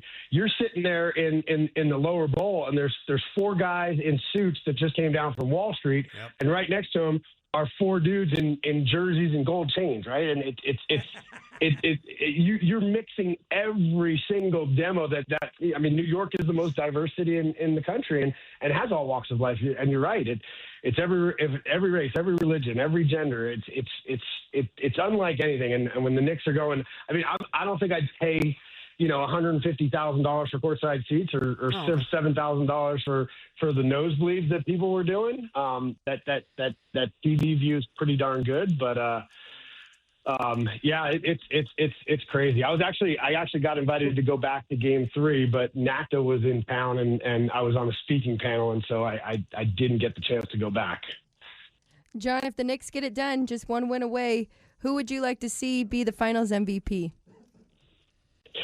OG, after I think he's been playing so well, and then that tip in last night, you kind of gotta nod your head to him a little bit. And what I'm most excited about is I called my friends from the Alamo Bowl, who we kind of take it in the shorts from them every year.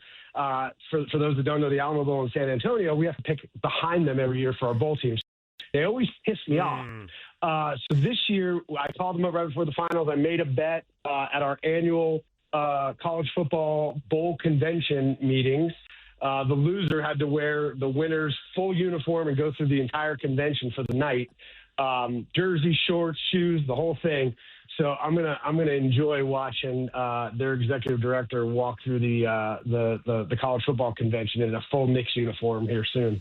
Well, I'm glad you mentioned the selection process. Let's talk about the bowl game this year, date, time, and again, the conference ties, because we know this is kind of ever-changing around college football. John Saccenti is with us. Fire away, John. Yeah, it was an unusual year for us again. I mean, if you remember, we've talked about it a million times of why the bowl was here in the first place, and was to drive tourism during the slow time of year, right? And when we look at the calendar and where the CFP are playing their games, where the holidays are falling, where the NFL games are, where the Raiders have a home game, we were pretty limited in our options. And a window opened up. We had to work with our friends down in Houston to make a little swap there. But we got real lucky. I mean, if you were to say, 35 years ago when we started this bowl game, that we'd be playing on New Year's Eve, December 31st at 12:30 p.m. Pacific, 3:30 Eastern, that is position A. That is prime TV window. It's prime travel window. People get to come to Las Vegas because it's on a Thursday. Come in on a Wednesday, maybe stay Thursday, stay Friday. You go home Saturday, get ready for the new year and the work week. So we're really, really excited about the date this year. Again, we can play the game. We're out of the stadium by 4:00. You go to get a nice meal, you watch the ball drop, and it's a nice little New Year's Eve. And so, we've got great conference partners. We're partnered up with the SEC. We're partnered up with the Big Ten, and then we have offshoot partnerships with the Big 12 and the ACC. Should that Big Ten on the western side of the country not be available for us, so should be a good one this year. And it's our 35th anniversary, so something to celebrate. Yeah, last year's game was memorable. I feel like you might have been one of the first guys. You never told me anything along these lines, but one of the first guys who might have kind of like sniffed out that Whittingham wasn't going to be done. I don't know if you knew that he was going to Michigan, but man, that is a hell of a story that rolled out there. Yeah, unfortunately, I did know, and I knew it was going down before they got here, because there was a lot of conversations and a lot of things changing. And John, I never got that Kyle Whittingham conversation on the air. Go figure. Yeah. Well, listen, it was a delicate situation, and it was the weirdest thing I've ever seen. And I have to give Coach Witt a lot of respect, though, because while they were figuring this all out, Utah's AD was very transparent with me. He's like, listen, here's the deal. Here's what's going on. Here's what we're going to do. But Coach Witt, because we were around the holidays, he allowed half of his team went home for Christmas. Half stayed in Salt Lake and stayed on campus. He didn't have his whole team there, and he wasn't planning on traveling to Las Vegas with the whole team. So I give him a lot of respect. He got on the team plane with the one half of the team. The other half of the team met him here in Las Vegas because he wanted to address the entire team and tell them himself. Now, the word got out, and they all knew it was coming, but he flew. It was the weirdest thing. He got off the plane. He shook my hand.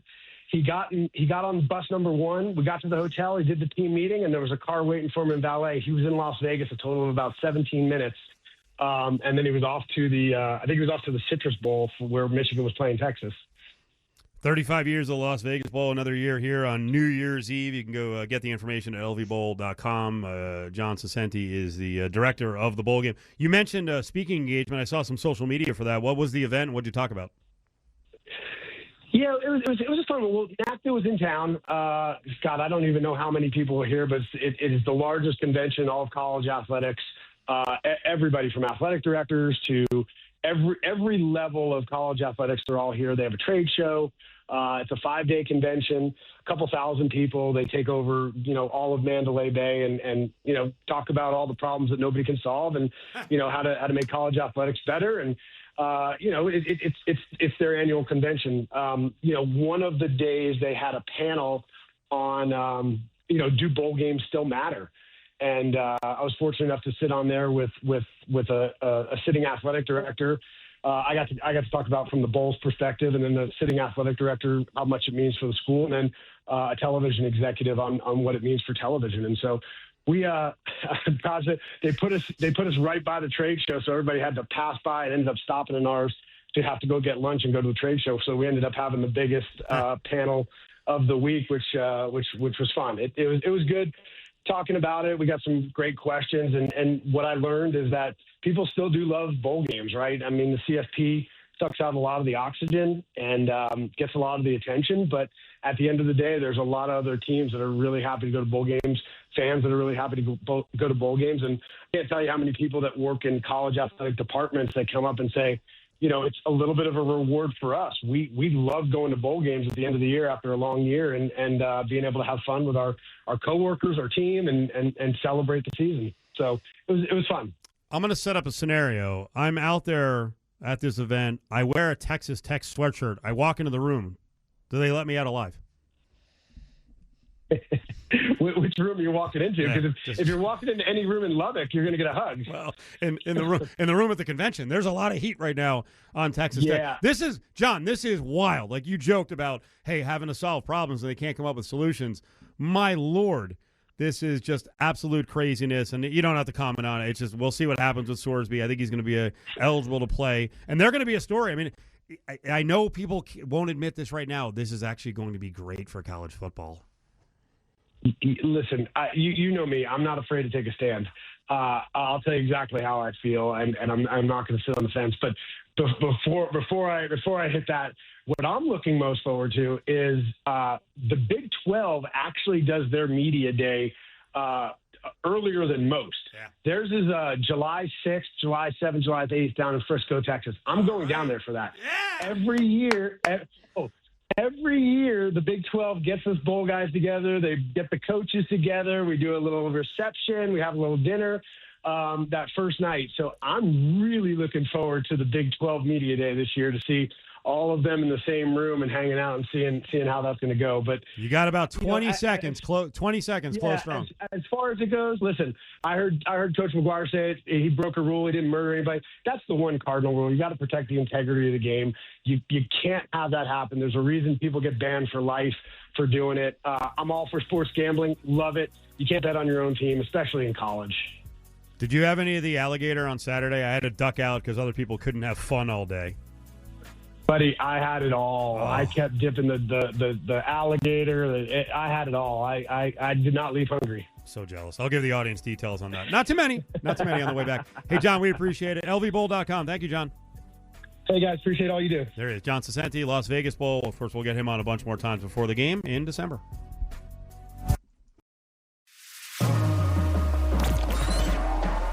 Live from the Findlay Toyota studio, you're listening to ESPN Las Vegas.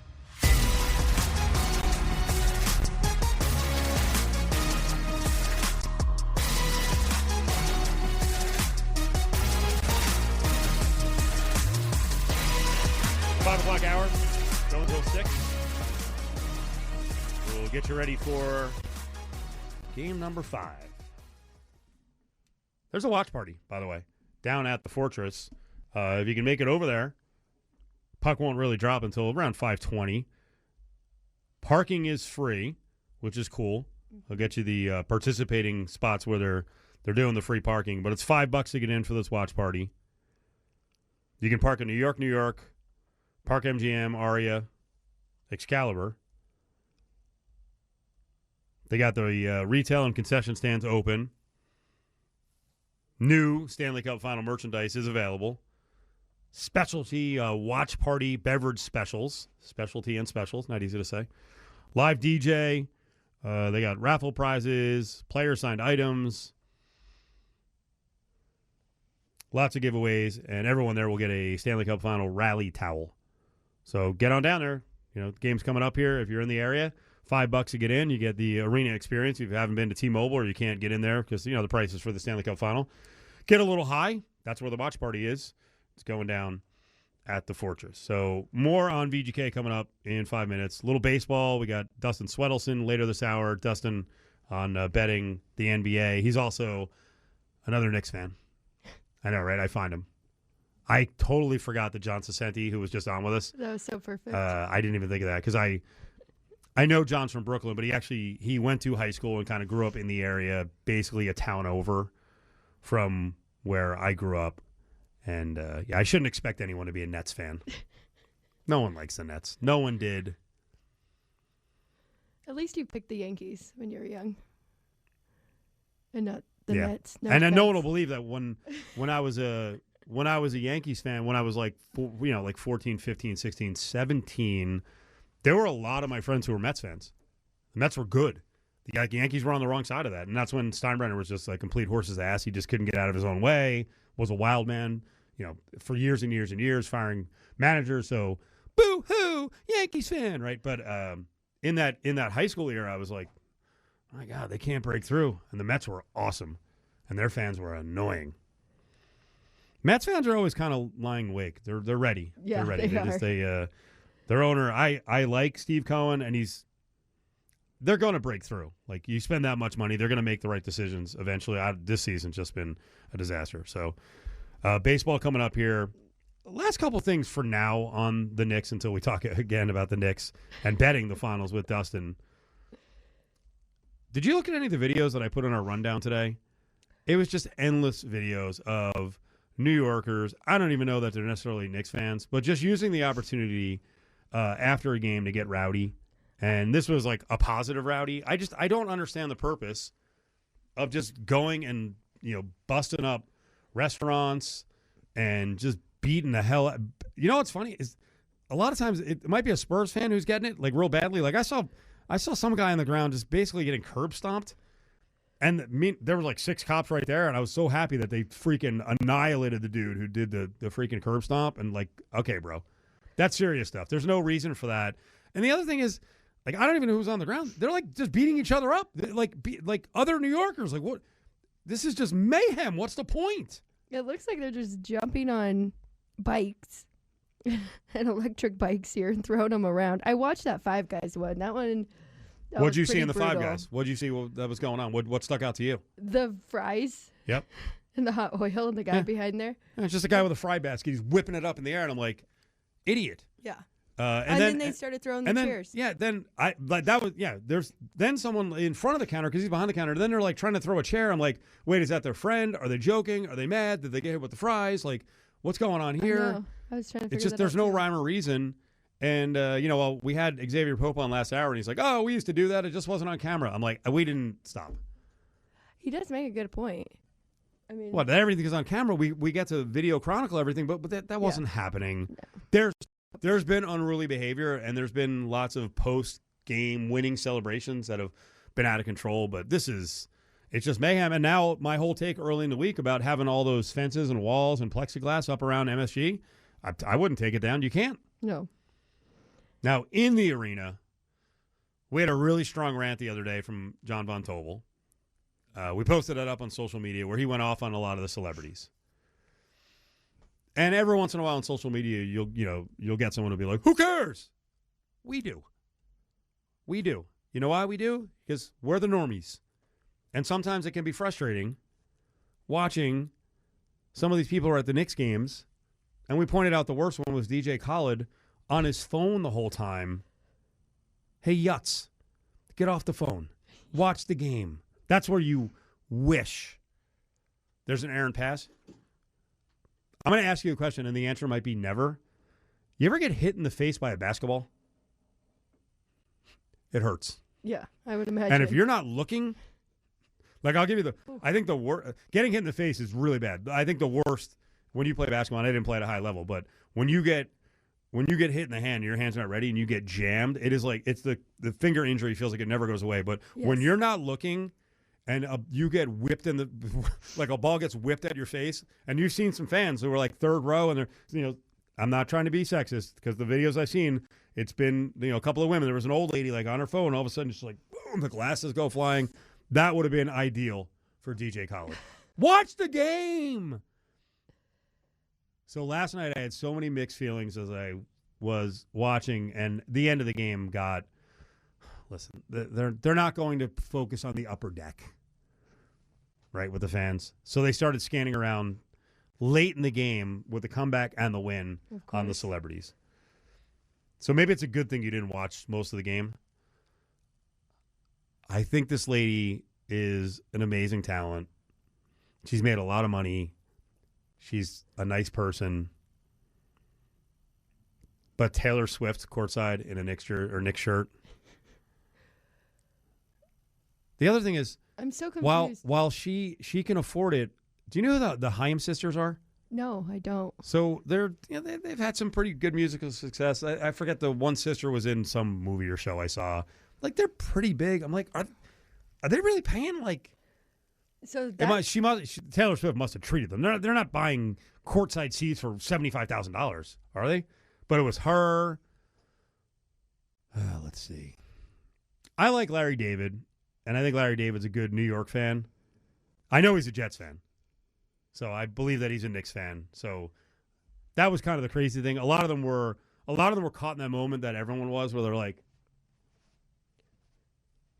because the story I brought up last hour about an errant shot and then a last-second tip-in out of nowhere, NC State beating Houston. It was actually at the Pit, New Mexico, national title on the line, and Lorenzo Charles is on the end of an air ball right in front of the rim. He shocks everyone. They beat a Houston team with Olajuwon and Drexler and Larry Michaud. It was great. Phi Slamma Jamma, one of the greatest nicknames ever for a basketball team.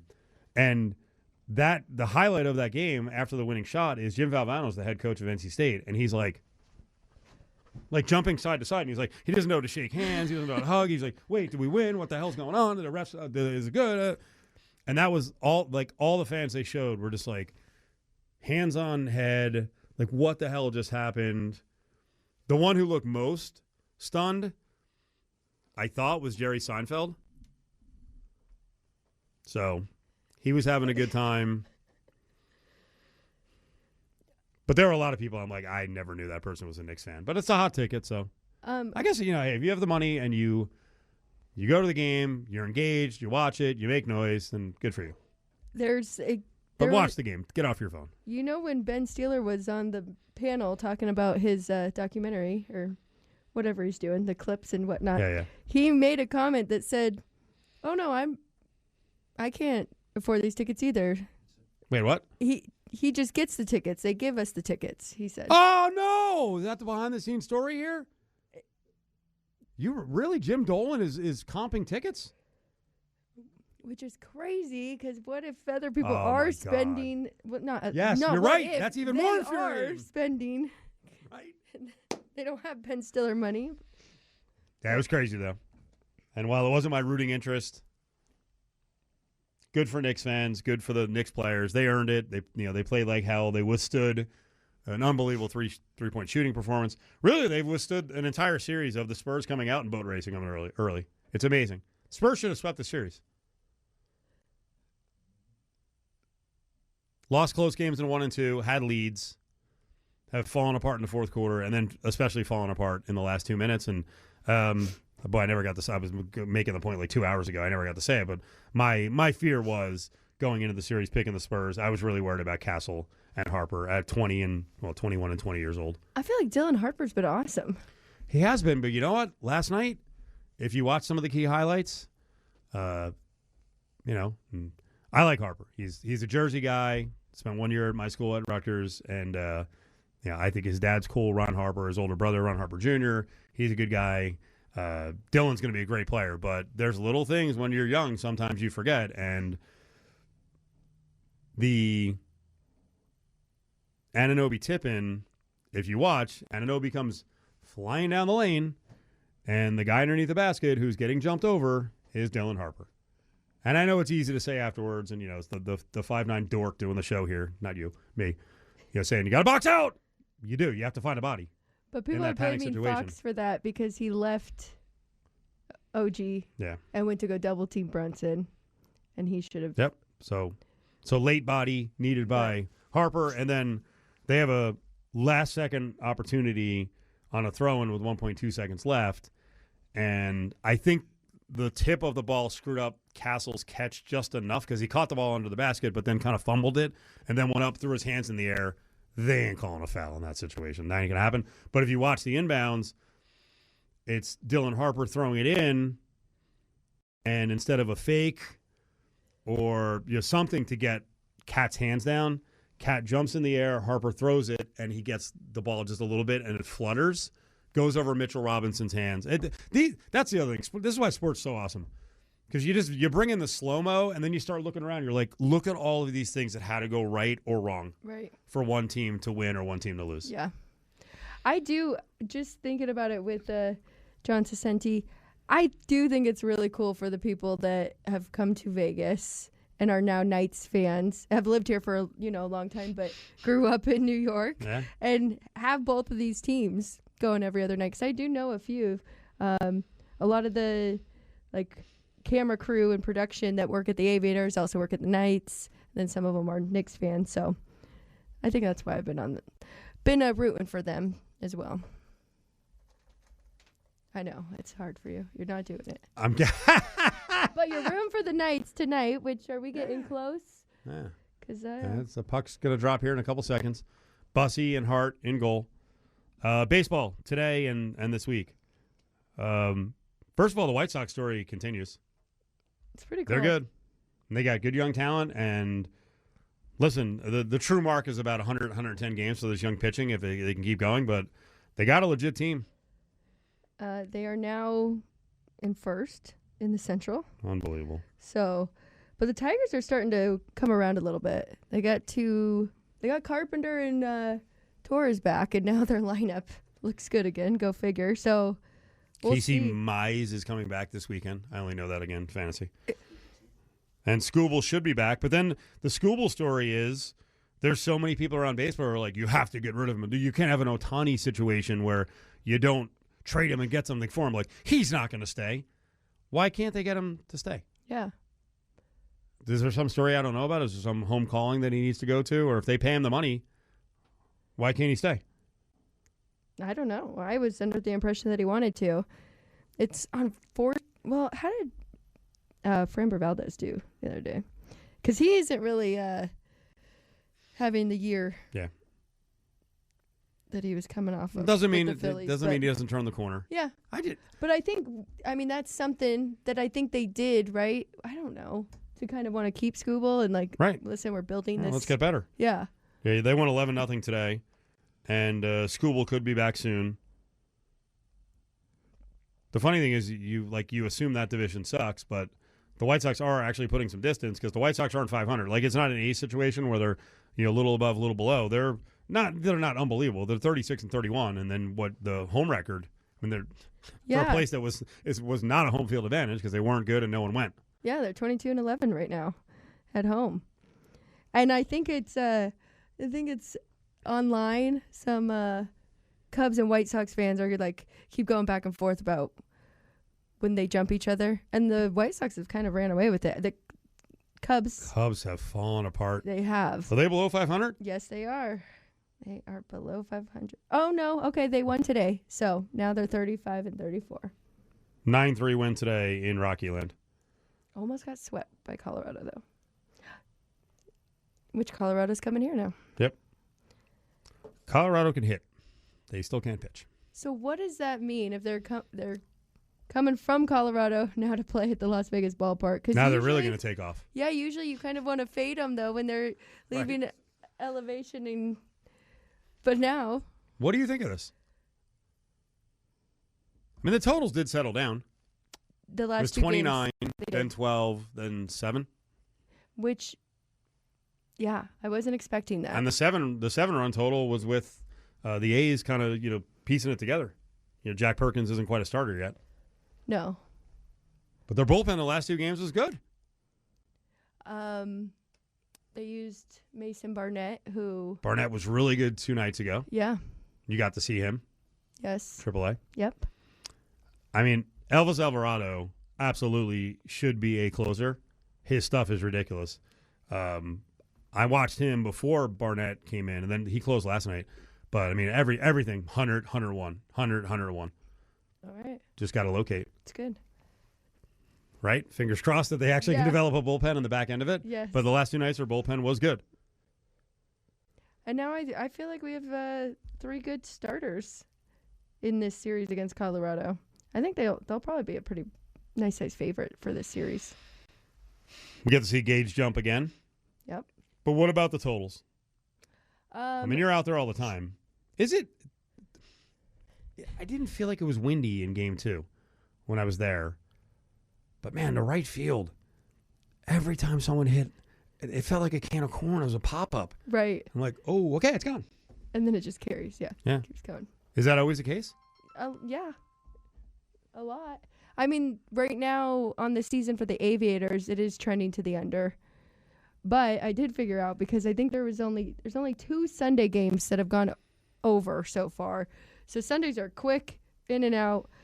Now, once it gets hotter, I think we'll probably start to see more runs. But so that kind of affected the over and under for the year. But I mean, seeing all these guys that spent a season or half a season or some time here now playing after, being in the big leagues for a while, they look so comfortable. I think they're going to continue to hit well. Nick Kurtz, Langoliers, all of them. So. They're going to mash the hell out of the ball in the second half.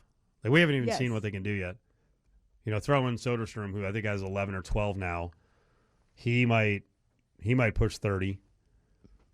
And then who's got? Hey, Zach Geloff is starting to play well now, and he can be a super utility guy. Yep. Bolte looks totally comfortable. It's a good team. It is. Just the bullpen's got to hold up. I think they got to add some arms, and I think they got to get one more starter from someone.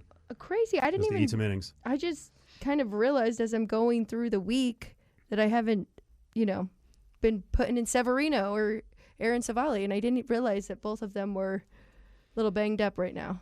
Did you I see don't what think happened? it's long term, right? But Sevy, yeah, it might be. Ah. I think it's at least a month. Okay. See what happened to the Pirates? Today Yeah. or yesterday's crazy Well, comeback win. Yesterday's comeback. Talk about the comeback. James is gonna have to help.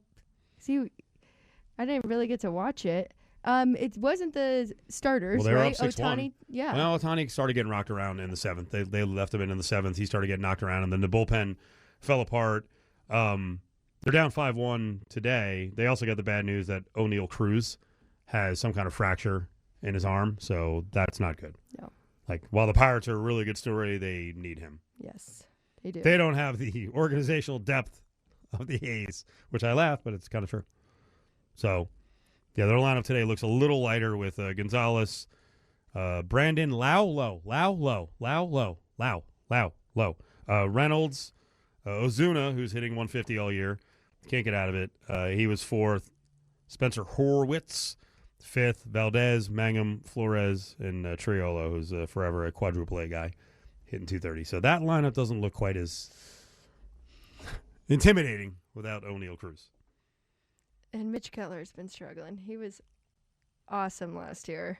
Keller today, 7 hits, 5 runs, 4+ ERA. Before the game, 4.81. I know this all off the top of my head. No, I'm looking at the stats. Can't remember all of it. But yeah, Dodgers today playing angry, but Ohtani off the mound. He actually hit yesterday too, but 2 for 2. Starting to heat up with the home run, so he's got 13 now. Yeah, I didn't realize Freddie Freeman. How old is Freddie Freeman? Like 37, 38? I think so. He's only 36. A lot younger than I said. 2,500 hits. If he wants to play, he's going to get 3,000. And then the question is, after that, who gets 3,000, right? Yeah. Or even better, who gets 300 wins? Because starters don't go more than 6 now. No. And now we see a lot of times. How are you approaching betting now when it seems like a lot of teams are starting to employ their 4th and 5th starter? They'll actually have an opener, and then the 4th or 5th starter will come in the middle of the game and try to go, 4, 5, 6 innings. How do you bet that? I like it. I think it's a good strategy, and I think it's worked out for that primary, the bulk guy that is coming in. I mean, like start off. Hopefully your hard thrower, your opener, gets through the first 6 or 7, and then you get the start against the bottom of the lineup. Right? Yeah. I hate it. Back in my day, who cares about your day? Games evolve, coaching evolves. Approaches and strategy evolve. I feel bad. The one guy I'm thinking of, Brian Bayo for the Red Sox. They were doing that, and it seemed to be he was pitching better. Then they had him go out there and start, and he got hit up, and I think they moved him back down to AAA. Back in my day, the pitchers were real men who started against the 1 through 6. You wimps. And how many pitches did they go throughout the game? There was no. That too. They're at 100, right? I think the game's better now. I think hitters are a lot better now. I don't want to get into this whole generational thing. I don't believe that while pitching is not all about velocity, I don't believe that. Should I go to I'll go mid-60s on back. I don't believe that those pitchers who used to throw, 130, 140 pitches, that if they tried to do that now and pitch into the 7th and 8th and they were absolutely throwing pus up there, just their velocity's down 5 miles an hour because they're all beat, that they would survive. Yeah. Again, velocity is not everything, but it is a lot of it. And for the hitters, it becomes a lot more challenging when you see 6 or 7 arms and, all of them are coming in there at 95 or, geez, if you watch some of the games, guys are up there with whatever they're calling a sweeper now, and it's firing in there at 93 to 95 miles an hour, backed up by a 99 fastball. It's crazy how big baseball players are now and the arsenal. And now the greats could do it. Could Bob Gibson do it? I'm sure. But I don't know if the middle of the rotation guy used to throw 280 innings would survive. But we'll never know. Right. That's why generational arguments are generally a waste of time. We don't do them a lot on Cofield and Company, but sometimes I get old. I do old sports radio. Are you excited for the World's college baseball this weekend? Not really. No. I haven't been following too much. Want to get us fired up? Let's do a little bit in the grab bag. We also have to get to the World Cup in the grab bag. But up next, Dustin Swedelson, our betting expert in the middle and late in the week from VSiN, 12:30 the game, is going to join us. He is a guy who's had a disappointing baseball season, not from a betting standpoint. He's just a Mets fan. But I want to find out from him what it's been like for him watching the NBA Finals and also how he's going to bet the rest of the way. Swede is on the way. You're listening to ESPN Las Vegas from the Findlay Toyota studio.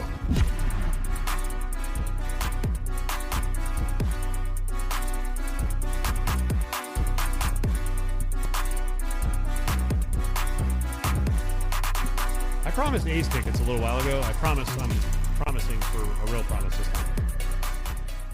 They're going to go out in the next 15 minutes, but A's tickets for Sunday, so stick around.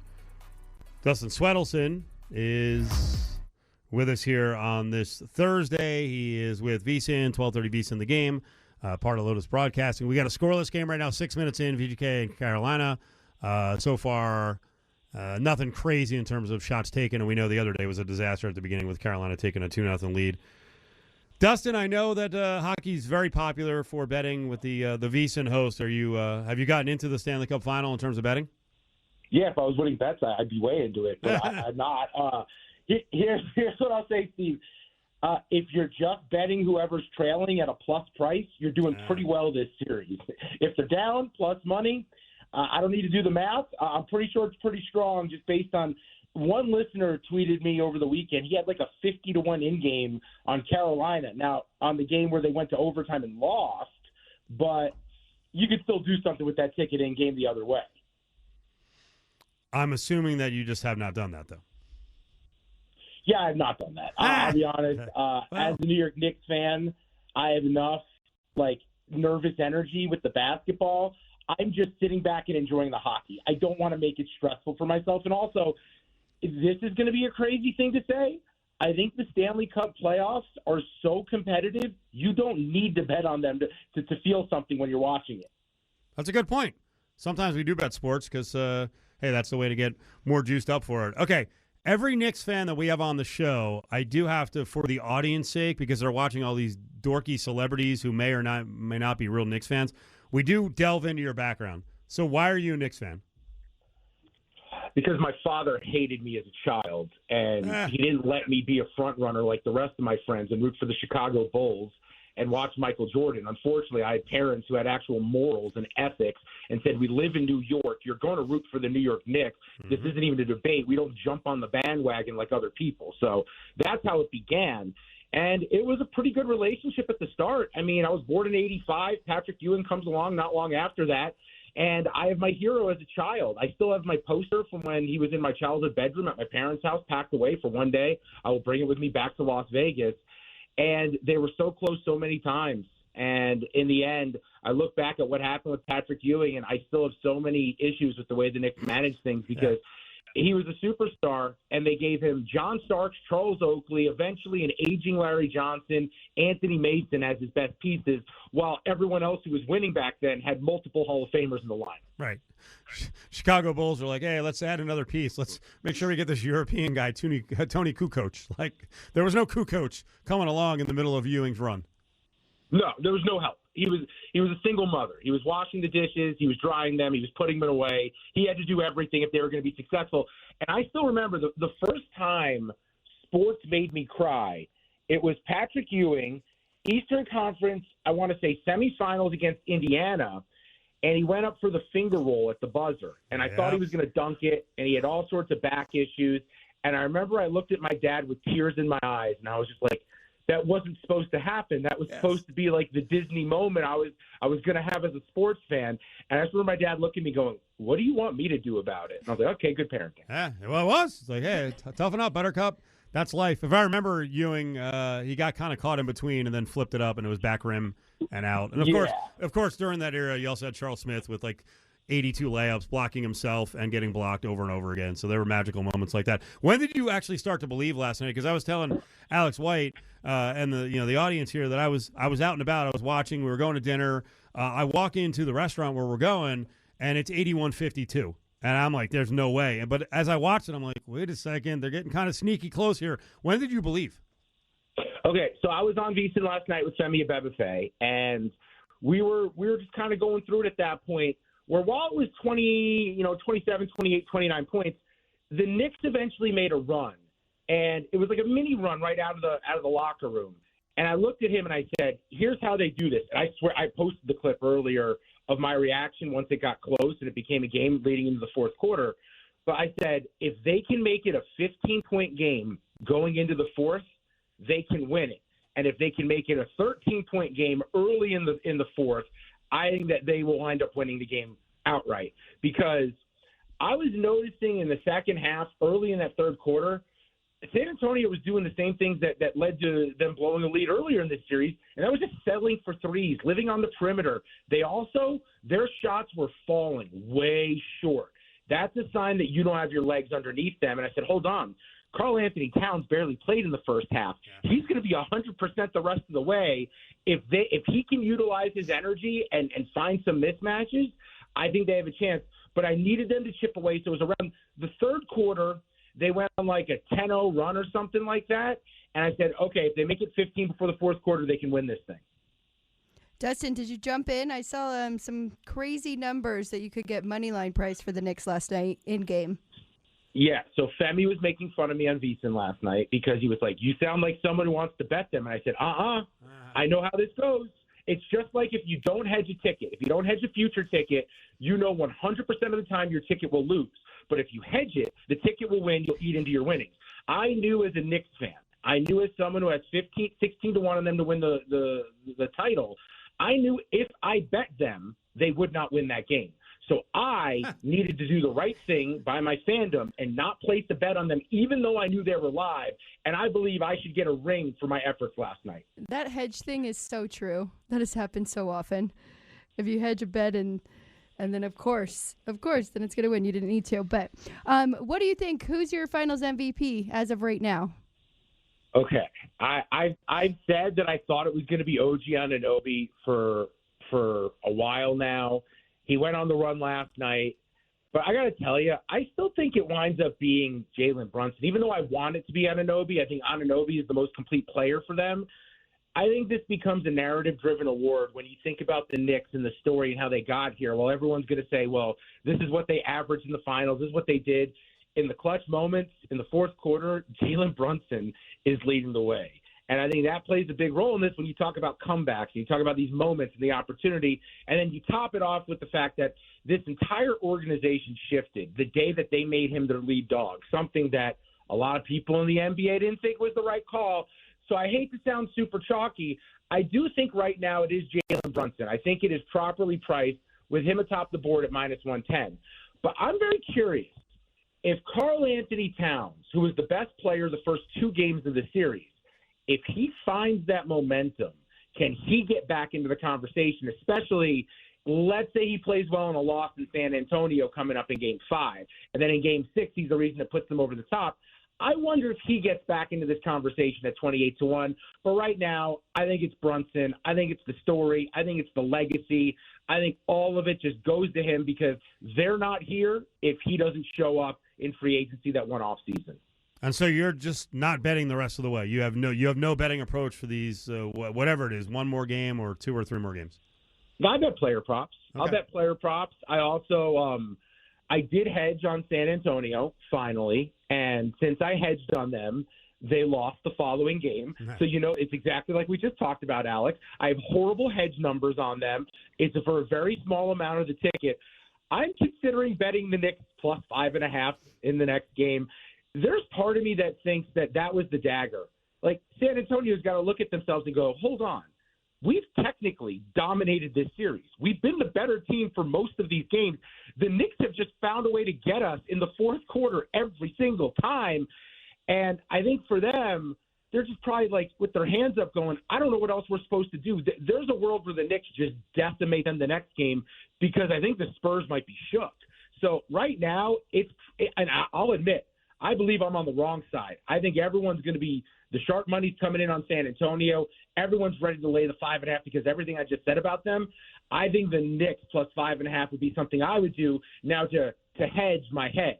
So now we're going back and forth on the hedging. I'm now putting money against the hedge to win more money on the Knicks potentially here. Dustin Swedelson, always making sense. He's in 12:30. The game. Would you like to speak on behalf of your fellow Knicks fans first, those outside the arena and around the city who are beating the snot out of each other, and Spurs fans? What's wrong with you guys? It's stupid. I hate to be the guy who goes, are we sure they're Knicks fans? I just think they're people who want to be part of this thing, and like they're using it for whatever their issues are. They refuse to talk to a therapist about, because I mean, I don't understand how you're celebrating and getting into a fight. We're on the same team, and then going after Spurs fans is just weird. Like, you're winning the games. You've won the game. Right. What is the point of fighting them after? I don't really get that. And I'm not justifying it. Had they lost the games, then it's okay to fight them. But you kind of get my point. I think this is just a situation where it's New York City and it's the most people in the world in a major city area. You're going to have bad actors all over the place that do stupid things just by the sheer volume that's going on there. But they don't represent the Knicks. They don't represent Knicks fans. And no one thinks it's okay.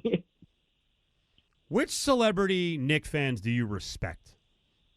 Tracy Morgan, number one, with a bullet. He's been there. And I think he's one of the funniest human beings on the planet. He still has my favorite line in any TV show. In 30 Rock, when this kind of pompous dude is making fun of him for being dumb and from the streets, and he calls him Theo Huxtable. He says, Theo Huxtable, how are you doing? And the guy goes, I'm doing good. And Tracy Morgan looks back at him and says, no, Superman does good. You're doing well. You should learn better grammar. And I think he's one of the funniest people ever. He's a true diehard Knicks fan. He's up there. I think, look, Timothy Chalamet is up there. There's a track record. Wow. He's a little annoying, but I can't tell if that's just envy for his life. That doesn't really make sense to me. Like, that's an Illuminati relationship, right? Like, he had to sell his organs on the black market or something to make that happen. I don't care how much swag he has. How is he pulling Kendall Jenner? But I digress. I'll consider him a real fan. I'm kind of over Spike Lee. It's kind of run its course. He's annoying. He's not that interesting. He's kind of boring. Jerry Seinfeld, legit. I think Mariska, what's her name? Hargitay from Law and Order. She's very legit. Jerry Seinfeld, I think I said that. Larry David is weird because he goes to Lakers games. I think that's a bit of a weird move to like be on both sides. But I mean, clearly you're very supportive of Taylor Swift. Yeah, what's the issue? He can join the bandwagon. Okay, what's wrong with that? All right. I don't know. I saw the Haim sisters, and I started like sitting right next to her, and I'm like, well, did they get these tickets for free? Like, they're successful, but are all these people buying tickets? I think we're getting more news in that maybe these tickets are actually being comped. No, and by the way, what do you want Taylor Swift to do? She's like from Philadelphia. Is she going to root for the 76ers? Why would you do that to yourself? She's doing the correct thing We here. started out the spot talking about parenting, and good parenting is when you're growing up and the team is the team in the area, and even if they're not good, you root for them. That's the way it works. The Sixers might be the exception, Steve, Okay, with the process. That was it. Yeah. Can you imagine? That would be great if there was an interview with her and she totally broke down the process and she's like, it sucked and this pick sucked. And okay, you know what? She's legit. She had a right to bail. And she's like, look, I wasn't for the James Harden and the Ben Simmons experiment. And I had to move on after that. Okay, bingo. You're in. You're in with the Knicks. By the way, I'm ahead now. Look up at the screen here. There's going to be a goal from Carolina. Oh, it's the worst. Well, no one else knows. The audience doesn't know that. It is now 1-1 with it's coming. Yeah, Carolina just scored. So 1-1, Skorafiev. See, I called it. Dorofiev. I should have faked it and been like, I think they're going to score right here. Dorofiev from Eichel and Hurdle, and then Jordan Stahl just scored off an assist from Seth Jarvis. So 8:14 left in the first, and it's a 1-1 tie between Carolina and VGK. All right, some other stuff to get into. What have you been doing with baseball betting, specifically locally? Have you been playing the A's, and did you kind of get suckered in after the 29-run game in Game 1 to then fire on the overs in Game 2 and 3? Oh, yeah, I definitely got suckered in. So Game 2, I had tickets. I went to the game. It was a fantastic experience that we can get into. But after Game 1, which I already thought there was going to be a ton of home runs because I've been to that ballpark, and it's very evident that left center field and right center field, I don't care what number they're putting out there, that is not the correct number. Right. The alleyways are very short. I don't know where they're starting the measurement from, but I know it's not correct. I'm watching pop-ups fly out of there when I go to games. But I did get suckered in after game one. I had 1 million home run parlays. I had 1 million home run bets. Wow. I don't think not one of them came to fruition. And if you would have taken the risk in game one, you were probably making a ton of money if you just put 2, 3, 4 teamers together with a bunch of dudes to go deep. And unfortunately, I did not win any of those bets. All right, but we're going to go back to it against the Rockies, right? Oh, yeah, that's perfect because the pitching's even worse there. You're going to have even worse pitchers, elevation, small ballpark. Now they also know how to cater their swings to the stadium. Here's the thing we got to talk about, though, with the A's coming to town. I don't know if we really thought about it or anticipated it, but the A's, 2 games below 500, but they're kind of good. And they're kind of on track to be really good when they move here. And I feel like people didn't think that would be possible with the direction they're heading. But they're a fun team with a lot of really special players. Have you guys been talking about the fact that the A's, when they come to town in a couple of years, could be a legitimate good team? Have we been talking about it? I talk about it every day. I'm all in on the A's, of course, yeah. I love this lineup. I went out to the game 2 nights ago, and it's like, man, the slugging on this team, and now Gage Jump is up, and they've got Jamie Arnold on the way. Lynn's up at AAA. Now we're very down with the fact that John Fisher has done the right thing. First of all, he's handed the organization over to someone who really knows what they're doing. They're drafting college players, and they seem to be nailing them left and right. I could go on and on, but I got like a minute left. I'm excited. I wasn't planning on talking about this, but I saw that you talked to Chris Childers a little while ago. And the tease was we're talking Brendan Sorsby situation from a gambling perspective. Give me a minute on your take on Texas Tech and Sorsby and gambling this football season. Okay, so, I mean, the conversation is mostly about Chris and I's relationship, but we did touch on the Sorsby thing. He's just using that to promote it. I think most rational people look at this situation. They go, Brendan Sorsby shouldn't be playing college football this year. But I will say this. The hypocrisy of college administrators to act like they're on some moral high ground and say they're not going to schedule Texas Tech. Go look at what's gone on at Georgia with the speeding tickets and the implications of that have paid major prices for human lives. And we're going to talk about this and judge other people. I think it's very rich. We had Cam Newton win a championship when a lot of evidence was out there that he took money under the table. I think it's a little bit hypocritical of these ADs to come out and act like they're better than whatever's gone on here. But I agree. Sorsby shouldn't be playing college football, but I'm not going to be outraged on it because the system stinks. Yep. It stinks. It needs to be broken. It needs to be broken up. And as a story in college football and a betting story, it's going to be freaking awesome. They're the villains. He's the villain. It's absolutely dynamite. Dustin, we're up against it. We appreciate it. We'll talk to you soon, buddy. You're the best. There he is. VSiN, 12:30 of the game. VSiN. Dustin Swedelson. Let's give away those A's Rockies tickets Sunday at LVB. Caller 7-364-1100, 364-1100. We'll give you an update on the details of the last goal by Carolina. They didn't score again, but they just scored. It's 1-1, 5 minutes left in the first period. Cofield and Company presents Grab Bag on ESPN Las Vegas. Stick your hand in there, dude.